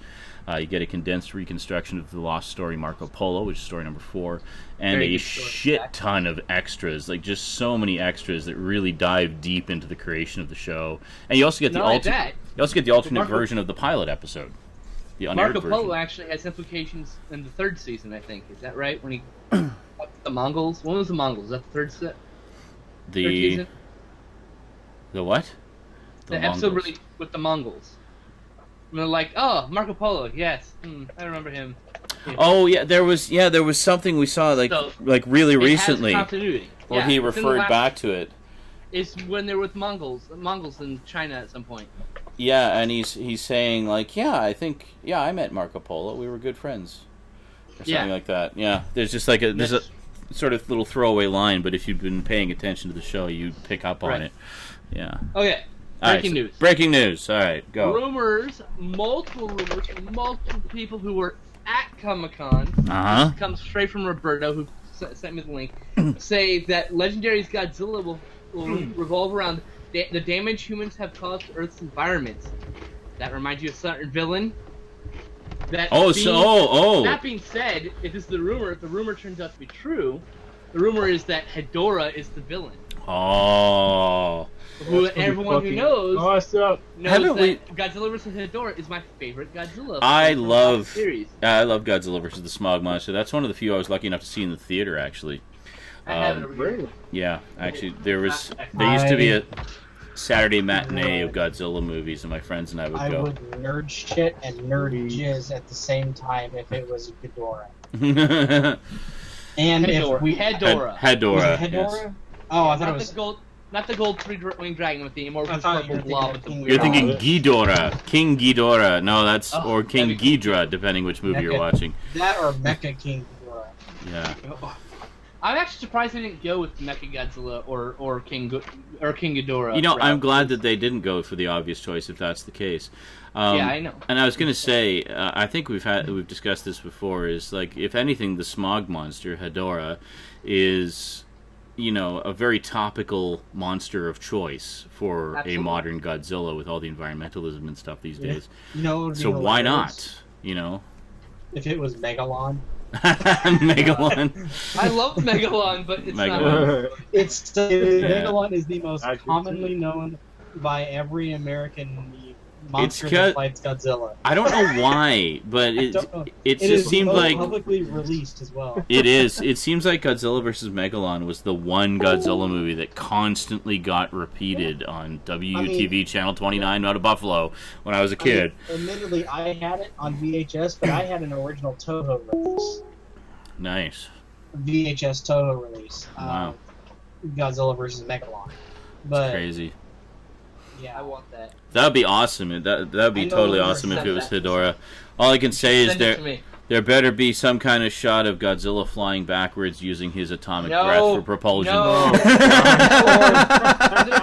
take note that Godzilla vs. Hedorah was the second and only other time in which you saw the result of Godzilla's attack on humanity. They never showed that in that era. That was mostly for kids. Really? Yeah. Now, was that in the American version, or did they water it down for that? That was watered down. Yeah, so I thought. See, I've never seen the uncut version of that. I haven't seen the uncut version either. His ultimate jump kick, where he slides along his tail, and slides at the end. Flies through the air. Yeah. Doesn't he like take a running leap into the air, and then he's like flying backwards? He does do that. Using his atomic breath as a jet propulsion. Curls himself up and fireballs himself. This guy. That was in response to Gamera. It was trying to show how ridiculous Gamera looked. Okay, the flying turtle. It was a nice jab at Gamera, but it was just like really. It's almost bad as Godzilla versus the Cosmic Monster when he does the shy. He just jumps in the air and does like a little dance that he does. It's called a shy. It's something at the time a comedian would do after a joke. He'd be like, ha ha ha. It was a reference, cultural reference that is completely lost now. It was ridiculous. Of course. So. I'm sure they can sell the hell out of that through marketing. Well, if that turns out to be the case, let's hope there's a Godzilla vs. Hedorah Blu-ray on the horizon. Keep it as a grain of truth. It came from Nuke the Fridge, who's not really known. Okay. But they did. They were the first ones to leak the Man of Steel set photos when they first looked at his costume. So they have been known to do stuff. Sorry, Eric, you mentioned that one of our regulars is actually at Comic-Con? Yes, Tank. Oh, of course he is. He came into the chat before you started the live stream. He was on his phone and he was just teasing us. He was only here for like 5 seconds. And he showed the hotel room and then he showed his badge and he said San Diego Comic. Bastard. We all called him a bastard. Yeah. I was here. His mission was successful. They called me a bastard. I'm done. Not in the hangout mission times. Didn't see that at all. Yeah, he's currently at the Comic-Con. Bastard. AC mentions the AVGN Godzilla-thon. I swear I watched that all the damn time. That was really good, actually. I actually found that really educational because I've never made any claims to be a Godzilla expert. I just enjoy He certainly isn't either. I've enjoyed the films that I've seen, but that Godzilla-thon was very educational to me because I didn't realize until I watched it just how many Godzilla movies I actually haven't seen. And that there's a lot that I haven't seen any of the the post 1985 ones. I've only seen the earlier ones, like mostly 70s and early 80s. Seen any of the Heisei area? No, I haven't seen any. I have all of them. I haven't seen any of them. No. If I could stream when I get Google Fiber, I'm gonna make sure you watch them all. Awesome. We'll have like a month of Godzilla or something and just watch the whole damn thing. I'd be down for that. I don't know if you can show this clip in the live stream, but it's the clip of Godzilla's what's been known as the Falcon Cage, pretty much. Yeah, I can't, unfortunately, but you can watch it personally, I guess. I can .com the link in the chat. Oh, hey, this is from the new release. So this is literally off the new DVD that came out. Rob says, yeah, 2 down, like 30 to go, and there's the other monsters if I go there. What are you talking about? What are you talking about? Rob Jensen needs to go look at my fucking... Oh, God. I remember this. Okay.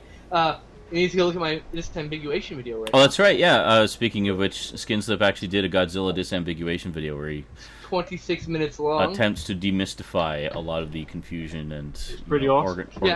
And actually gives you the chronology of the movies and stuff, so you can... I liked, and I appreciate AVGN's Godzilla thing, but, watching it, I kept going like this. Oh! No! No! Correct. Roberto knows. Yeah. Well, a lot of it. No, not at all. Well, the thing is, you got to understand is a lot of what AVGN does isn't necessarily encyclopedically done. It's more his memory. I was gonna say it's more his personal experiences. He does his stuff in much the same, with much the same philosophy that I do mine. It's very much just an ongoing nostalgia trip. And reminiscing about favorite things and what it meant to me personally and stuff like that. And that's very much what he does as well, which is why I enjoy a lot of his Cinemassacre stuff more than his AVGN stuff a lot of the time. But right. No, I said I appreciate it, but I kept going, no, you're wrong. You're fucking wrong. That was pretty good. Oh, I forgot about that. You're wrong. And the whole thing. I enjoyed them, but I mean, at the same time... Well, the thing that I enjoyed about it was just that it gave such an in-depth chronology of the movies, including a lot of the side movies as well, which, aren't strictly Godzilla movies, but are tied in and, they're within the continuity or what have you. But, in case anyone's curious, I'm actually prepping some videos. I have stacked of DVDs. Yay! I actually have a stack over there, too. I gotta get two. I've taken too many off it.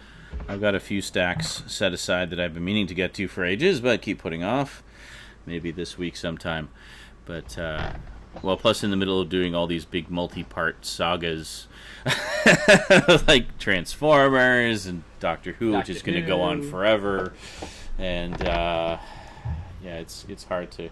Plus the fact I just haven't bought anything in recent... Because we're all poor. Because I'm dirt poor. I mean, the most I bought recently was I got a couple books at the local used bookstore, and that was it. And what else? The most I bought these things. I bought the Game of Thrones books, the box set of the 4 Game of Thrones books, but you knew about that before. That's like the one big thing I bought in the past 2-3 months. And then got donations for a few more Doctor Who DVDs, and that was about it. So. Hey, that's the end of Godzilla 1985, isn't it? Eric? And thank you, Marco. Marco says, great job on the Transformers Matrix box set. So thank you very much. That was... I figured it was about time I started putting it up. Godzilla vs. King Ghidorah.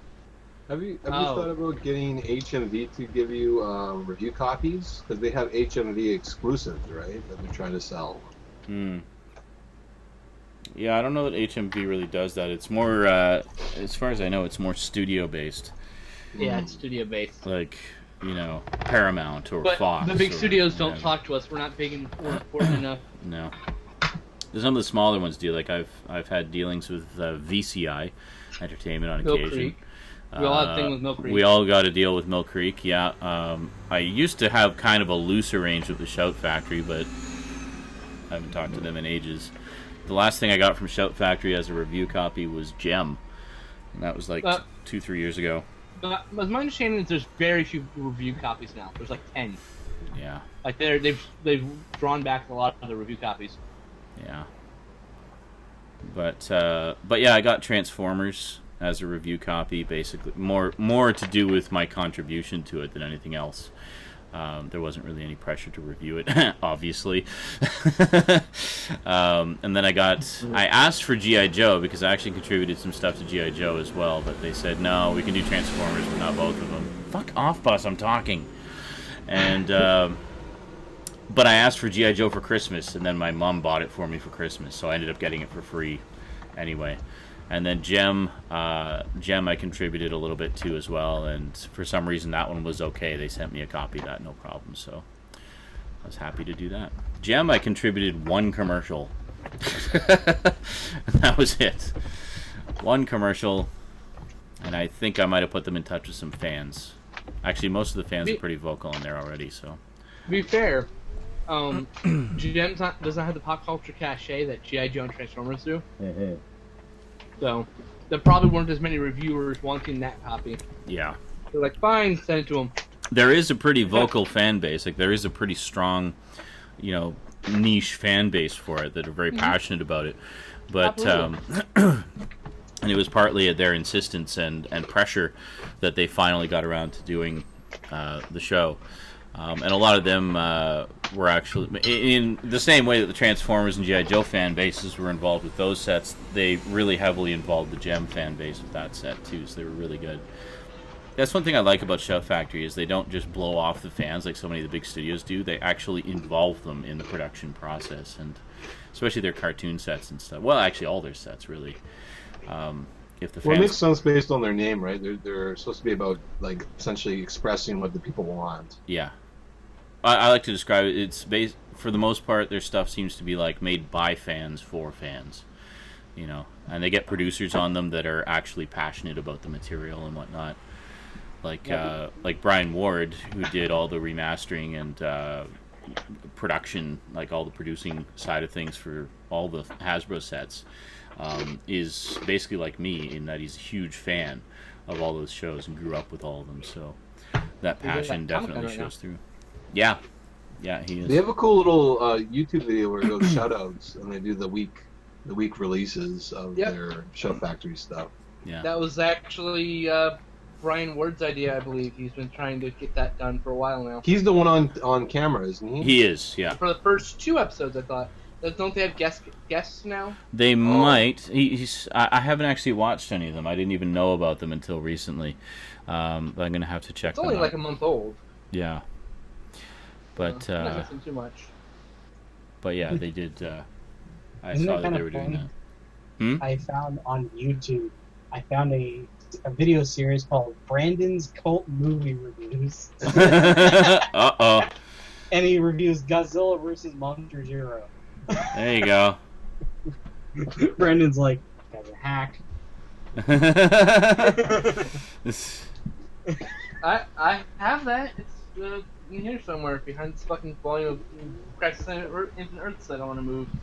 It weighs 12 pounds. Is that the Absolute Edition? Is that the one you have? Yeah, would you like to see it? Sure.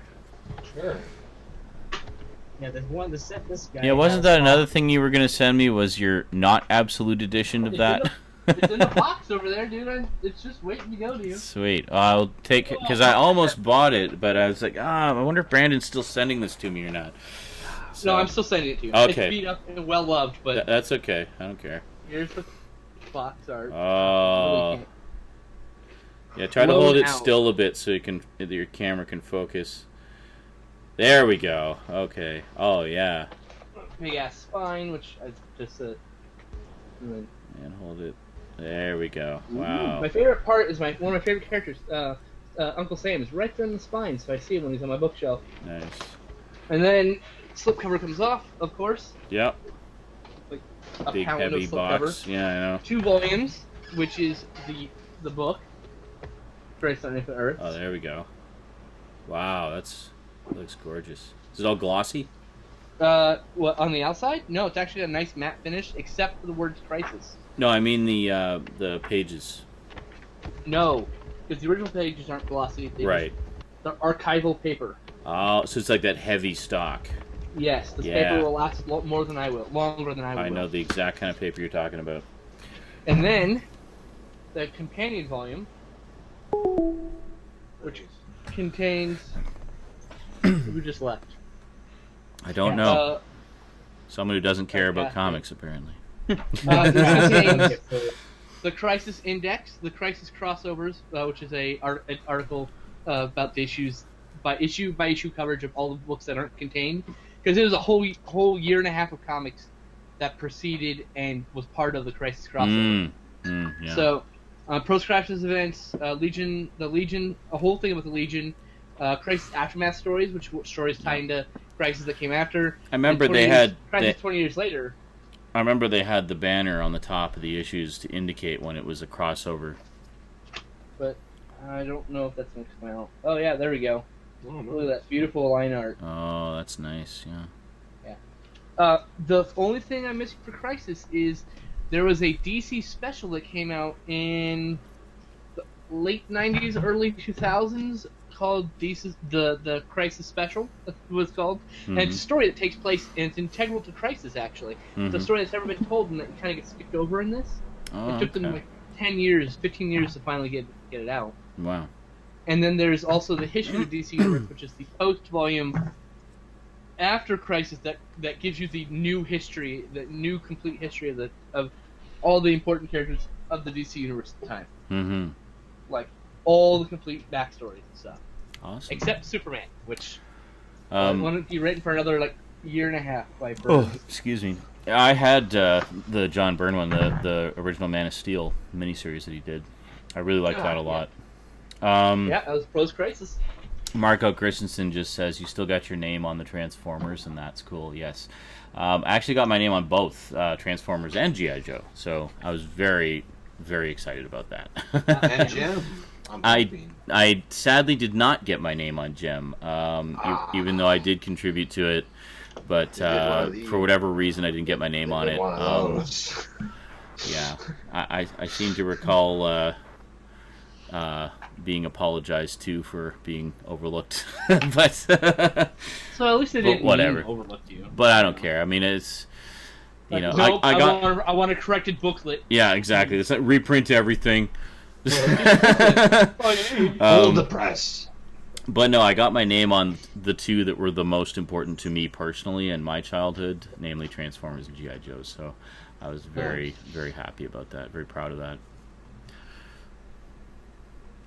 So, yeah. So everybody enjoy all the commercials I contributed to those. Well, my volume of Transformers has their commercials. So yes, and they're not just on the Matrix set and the Foot Locker set. They're actually on all the sets. It's just some of the featurettes that don't carry over from one to the other. So, yep, they're all there. No idea where my set went. It's gone. Do you have G.I. Joe, Brandon, or no? I don't have any G.I. Joe, and I really want. Oh, okay. There's a really nice slipcover set for the first two seasons, or the first series that I want to get. Just like the Transformers set. I've got basically the entire 80s G.I. Joe saga. I've got the Sunbow Marvel series. I've got the movie on Blu-ray. I had the movie. And I've got both seasons of the Deke show, which followed after the Sunbow series by a few years. So, and yeah, I don't have any of the second series or the first series. From what I've seen of the Deke show, yeah, it is kind of different in tone and feel, but I still consider it part of the same overall continuity. I mean, it's clearly meant to be a continuation, even though a lot of the characters have changed. And then we lost Byron. But yeah, I really want. I grew up more with the '90s G.I. Joe. Like G.I. Joe Extreme. No. The Deke one. The Deke one. Yeah. The top with the all the eco stuff. Got to get tough, yo Joe. Yeah. I grew up with that one. Which is actually a pretty awesome theme song. But they did show the old series in reruns, so I did see most of the episodes. Mm-hmm. So the old series is great. I've seen a good chunk of the series, but it's the series I haven't seen everything for. Yeah. Not like I saw Transformers. As I had the whole series of like Transformers recorded off TV. Yeah. Every fucking episode.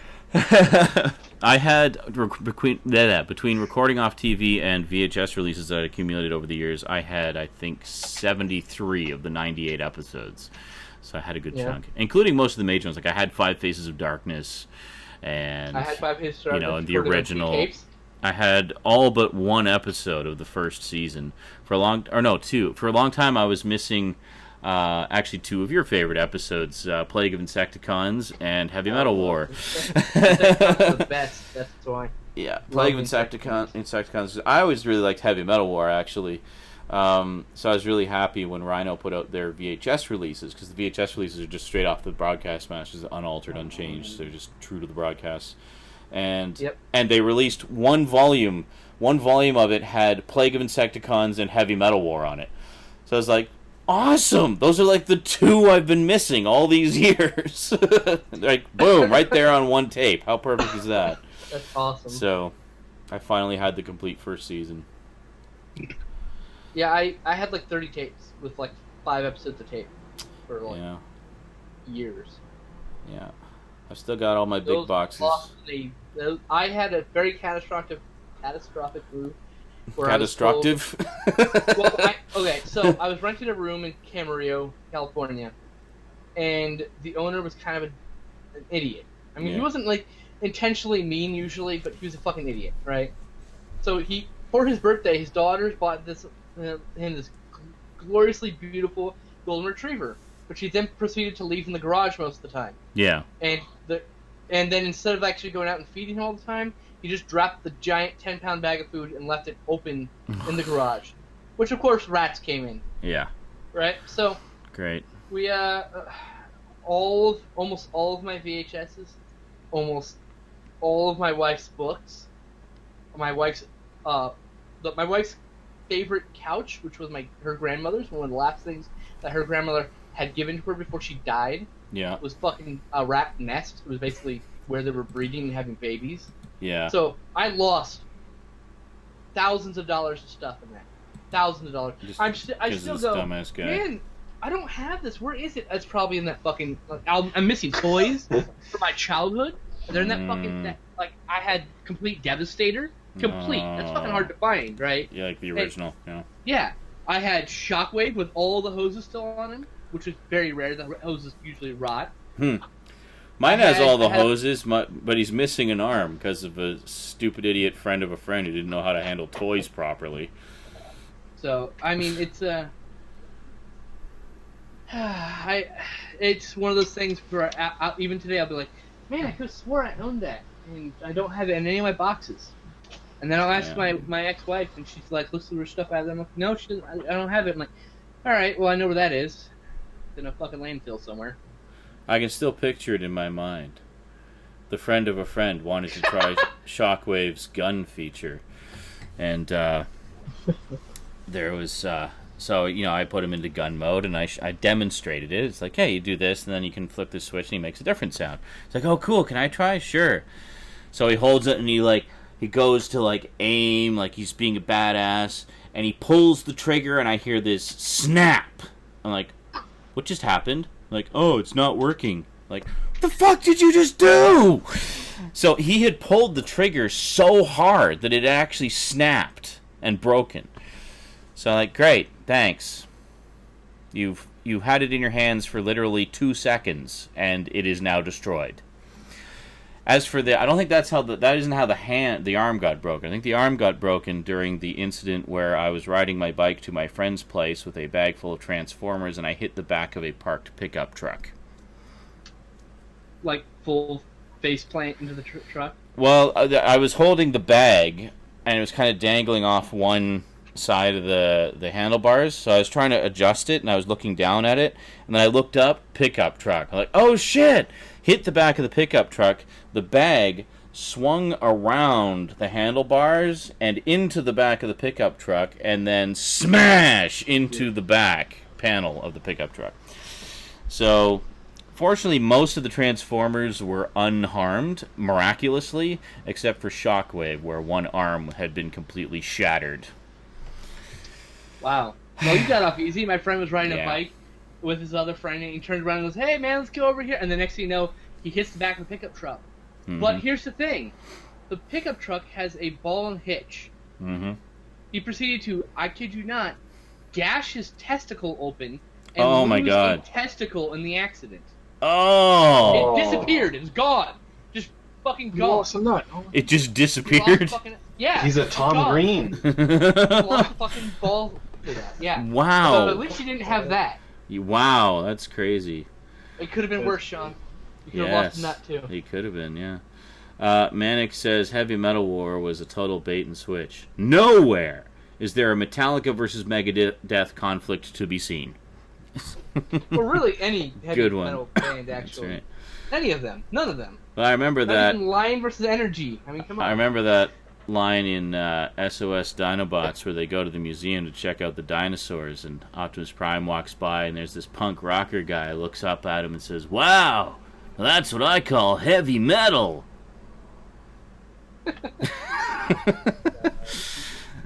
Hey, it was funny when you were 12. And it's just bad when you're an adult. Manic says, especially since it was a punker, not a rocker. Whatever. Anyway, Manic says you could just say Shockwave lost his arm by playing with his hoses too much. There you go. The rubber hoses are the ones that they get really brittle. Yeah. They're made with cheap rubber. Yeah, as I recall, the hoses are fine. It's just the fact that there isn't an arm. And But, any toy with chrome parts has what was called gold plastic disease. Hmm. Okay, it's known that because it commonly happens with figures painted gold and figures chromed. And what happens is you go like this. You pick up the toy, you just touch it this lightly, just and the thing will just disintegrate on your fingers. Crazy. Because the chroming process back then was so cheap that it literally not only does it bond, because when you chrome things, you bond molecules together. Right. If you do it badly, the molecules get spaced apart by the chrome. Right. So then, as things get oxidized because of air, even 5 years later, if you touch it, it literally just disintegrates. Wow. Because the molecules are spread apart. That's crazy. It's crazy, yeah. So there's plenty of toys from the 80s, 90s, and even early 2000s that are chrome and gold that are no longer in existence because they just shattered, they disintegrated. Yeah. Crazy. Yeah, I don't think I had a lot of the chromey stuff. Like most of mine are just, just the painted metal. Doesn't Shockwave have chrome parts on him though, like this gun? Shockwave.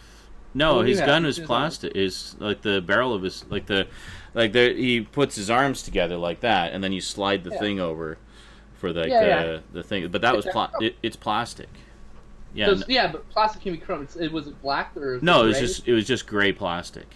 Oh, okay. I was under the impression it was chrome. And then inside it had kind of like an inverted cone of clear, like translucent purple plastic that the lights would flash through. So, when they were. Yeah.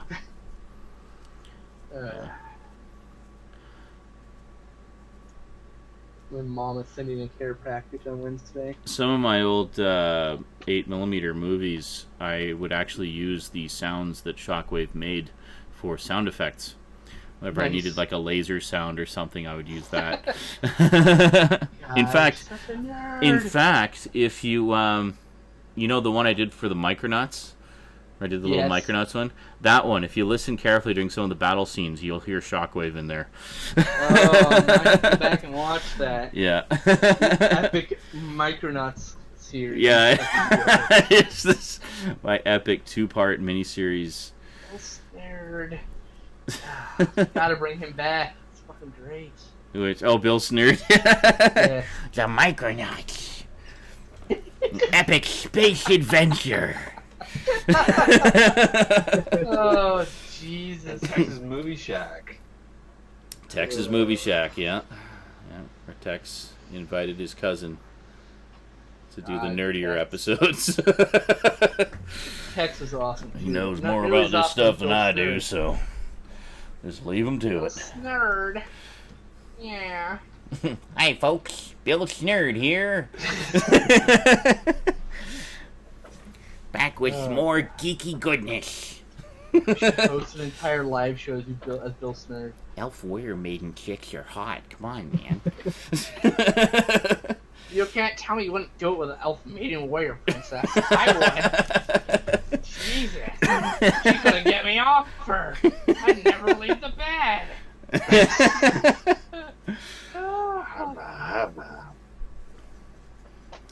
Yeah. I think, yeah, I need to reacquire some costume components for both of them. For Tex, I lost the mustache.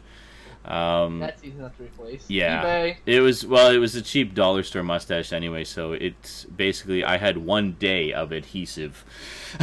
And I did all the Tex segments in 1 day. I think I managed to squeeze a second day off, but I'm sure there's some outtakes where it's falling off my face.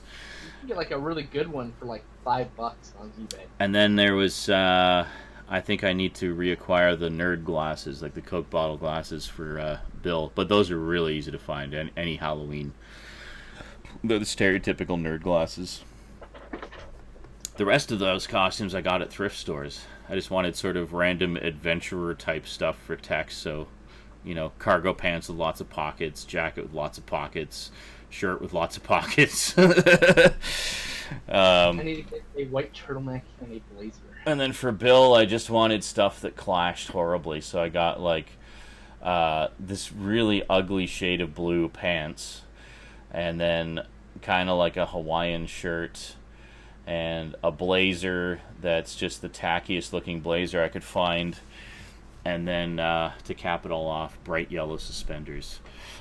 I need to go to the thrift store and get a and the white wig, of course. A white pair of slacks, and a blue blazer. The unkempt hair wig. My Santo costume. There you go. And I need loafers, because fuck, dude, loafers. There go my loafers. Well, we got 3.5 minutes until we hit the 2-hour mark. Do you know the YouTube channel Kakalaki Movie Madness? Yes, we Yes. do. Jason? Yes, Man. crazy Jason. There's an episode where he's going to a pawn shop and a guy's trying to sell him a Schwinn bike. That is like YouTube like cinematic like presentation I've ever had, where I'm living the experience of a guy trying to sell me the Schwinn bike. Really? He has a camera while he's on the bike testing it out, and then later on he's already a jackass. He's already coming into a pawn shop at closing. They allow him to come in, and he doesn't buy the bike. He tells you afterwards, "I tested the bike, but I didn't buy it. I'm sorry. It's just it was too much. I know it had fresh wheels. The guy tried to sell it to me. It was like the best time I've ever had. Probably on YouTube. I like watch it at least like once a month." Crazy Jason doesn't buy a Schwinn bike. But they've been on hiatus. I think one of them got married. Really? Yeah. The other Jason. Not... I've seen other Jason got married. Those Yes. Kakalaki movies. I'm pretty sure I'm subscribed to them. I know I'm subscribed to Crazy Jason. Crazy Jason's awesome. Yeah, I occasionally I'll check He's out fun. like his midnight Walmart runs and stuff like that. Who go to some- A lot of the mask. It seems like there's a lot of connections. Like I think him and the Flick Pick are they have a buddy system, and then someone else like they're cross promoting their channels quite well. Well, a lot of Possible. a lot of YouTubers will do that. Well, like I mean, I do that Flick with. Pick is part of Full Screen Entertainment. I know that. Oh much. really? Yeah. Well, I do I that. got offered to basically pitch his channel. Like, no, Yeah. you don't need my fucking pitch to help your channel. Yeah. Yeah. You pitch my channel. You pitch I my actually said channel. that. Yeah. I Exactly. was like, no, Yeah. I don't care if you're gonna pay me $10. No, per click, mind you. Yeah, because I help promote you guys all the time. I know. Right, but we need the Basically, promotion. 'cause more I'm than, not- Like, say, you need the promotion. I'm not one of those you know? people who's like, oh, I've made it big, so fuck all the little guys. No, I'm like, I will help the little Well, guys. No, neither is Flickpick either. He does promote other. Yeah, no, for Oh, sure. no, No, no. John is a saying. good guy, Yeah, and he does well, it out good, of genuine. Good relative. Still an asshole, but he's hilarious. At Yeah. Totally okay with it. Rob Jensen asks, Disc Junkie? What about Love Disc Disc Junkie? Junkie. Love Disc Disc Junkie. Junkie's awesome. Yeah, Disc Junkie is awesome. Of course, I He's almost trying to called him sell. Dick Junkie, but I alright. think he sold already a few items. I guess just to get some money for some of the collectibles he has. He's moving. Yeah, he's moving. He packed all the shit up. He does. Like He doesn't. Like, he'll buy a big collectible, he'll keep it on display for a while, do some videos about it, and then, unless it's something he's really passionate about, he'll sell it after a while. Yep. Like, it doesn't matter. His collection is very fluid, and always changing. And then there's Eric, Bookhouse Boy, Lonesome Foghorn, I miss him. who basically sold about 80-90% of his DVD and Blu-ray collection to work on his music. So he wanted to actually get some professional studio time to Which he's doing right now. put together an album, and he's in the process of doing that right now. Yeah, I'm on his Facebook page actually, and he's been posting like demo tracks and stuff and works in progress, and sounding really, really good, I gotta say. Yeah, he was consulting me for the look on his website for a little bit about how good it looked and professional. No, he's I gave him awesome. some pointers. He's just a really, really nice guy and really focused on what he wants. And Disc Junkie also is just a really super nice guy. He's done a few. He's done a few live chats, Disc Junkie, before. I'm not a fan of him though. I don't think. I hung out. He's coming to He's coming to the Stick Camp a couple times. Yeah. They're the Swede connection, right? They are. Yeah, they are. They both sent me some packages in the past, actually. I just want to go to Sweden because like everybody I've ever met from Sweden is so nice. Absolutely. All of them. Yeah. I've never met a Swede I have not liked. So, there you go. Oh, sorry. Rob says, I meant he's the other guy Crazy Jason talks about a lot. Oh, he talks about Disc Junkie a lot. Gotcha. Yeah, well, Disc Junkie's awesome. I mean, he's got some really cool collections. He's one of those just sort of unique individuals. Very much his own person. That's an interesting look there, Skin Slip. I can't do this. Just with the glasses on. The nose. Right there. Okay. That's great. The next time you need me to drop kick and punch some zombies, you don't fucking call me, alright? Asshole. No one disses the Santo, alright? Javier, Javier says I miss my Swedish love, LOL. Yeah, I remember you two used to. There was a lot of gay jokes back and forth while Stick Camp was in full swing. I said he should come to the live stream. He said, when he's done recording. Yeah. He'd love to come back for a little while. Yeah, absolutely. Open invitation. Eventually, we'll see him. Eventually, one of these years. Well, yeah, he's recording through the rest of the year, I think. So. Yeah. The other people that I find really nice are people from Portland. Portland, yes. Yep, just ask Stoudman. Who's not here because he's being eaten by children. Yes. Oh, that's right. I knew we were missing somebody. I couldn't think of who it was. Wow. Yeah. I couldn't remember that we were missing you, Justin. I'll make sure he knows that. I'll tell him. In fact, I'm going to tell him right now. Just seems to be something missing, but I just can't put my finger on it. Like, what?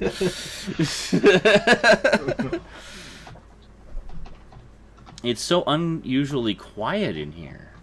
Why is that? I said, just so you know, Sean totally didn't notice you weren't here.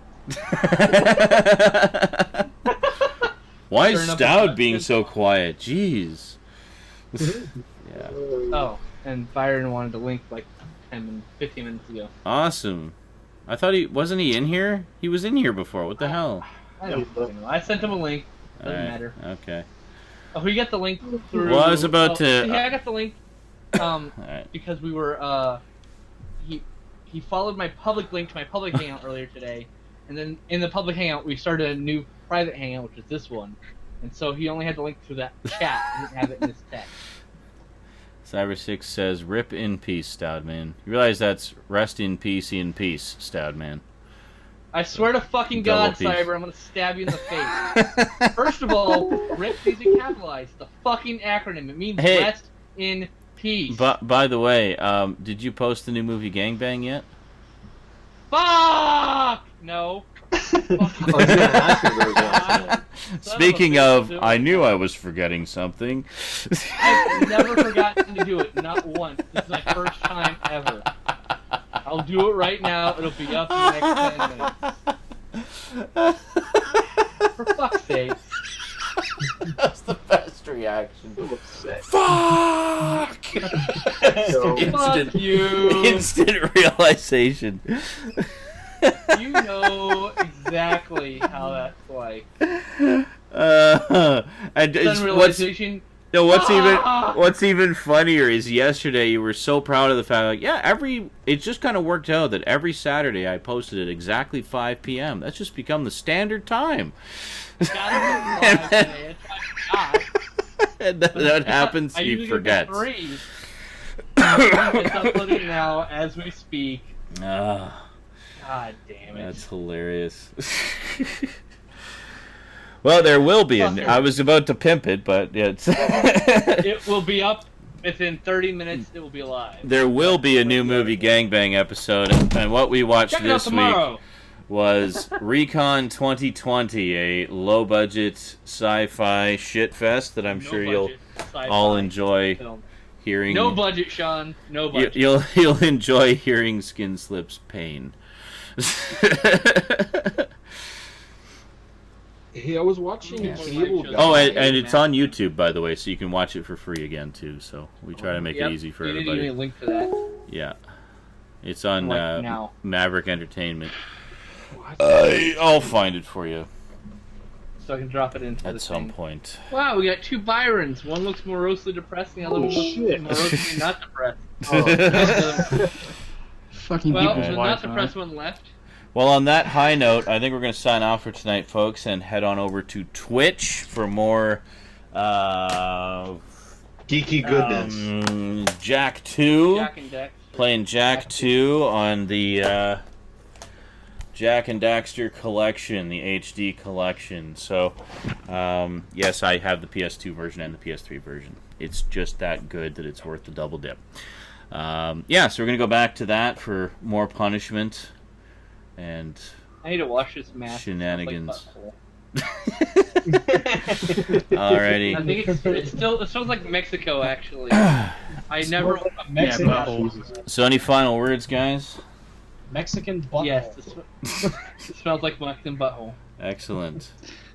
Look for more videos from me this week. Well, actually, yeah. Well, for the next 10 days, there'll be more videos. That's right. Skinslip's got his full collection, DVD Blu-ray collection overview going up. There's a new episode every day, so check that up. Check that up out on his channel. 19 episodes. 19 episodes, and there'll probably be some other stuff slipped in the middle there.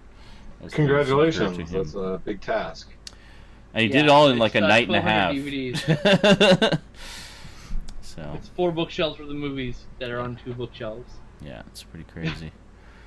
Alrighty, well I guess that is it from us to you for this week on Saturday Night InSaNiTy. See you on the YouTubes. More Transformers and Doctor Who coming this week, as well as probably a couple more surprise packages for Rosie. I've got a couple of those in the can. Yeah, and whatever else I decide to bring to the table. Could be more, could be less. Who knows? Anyway. Quinto!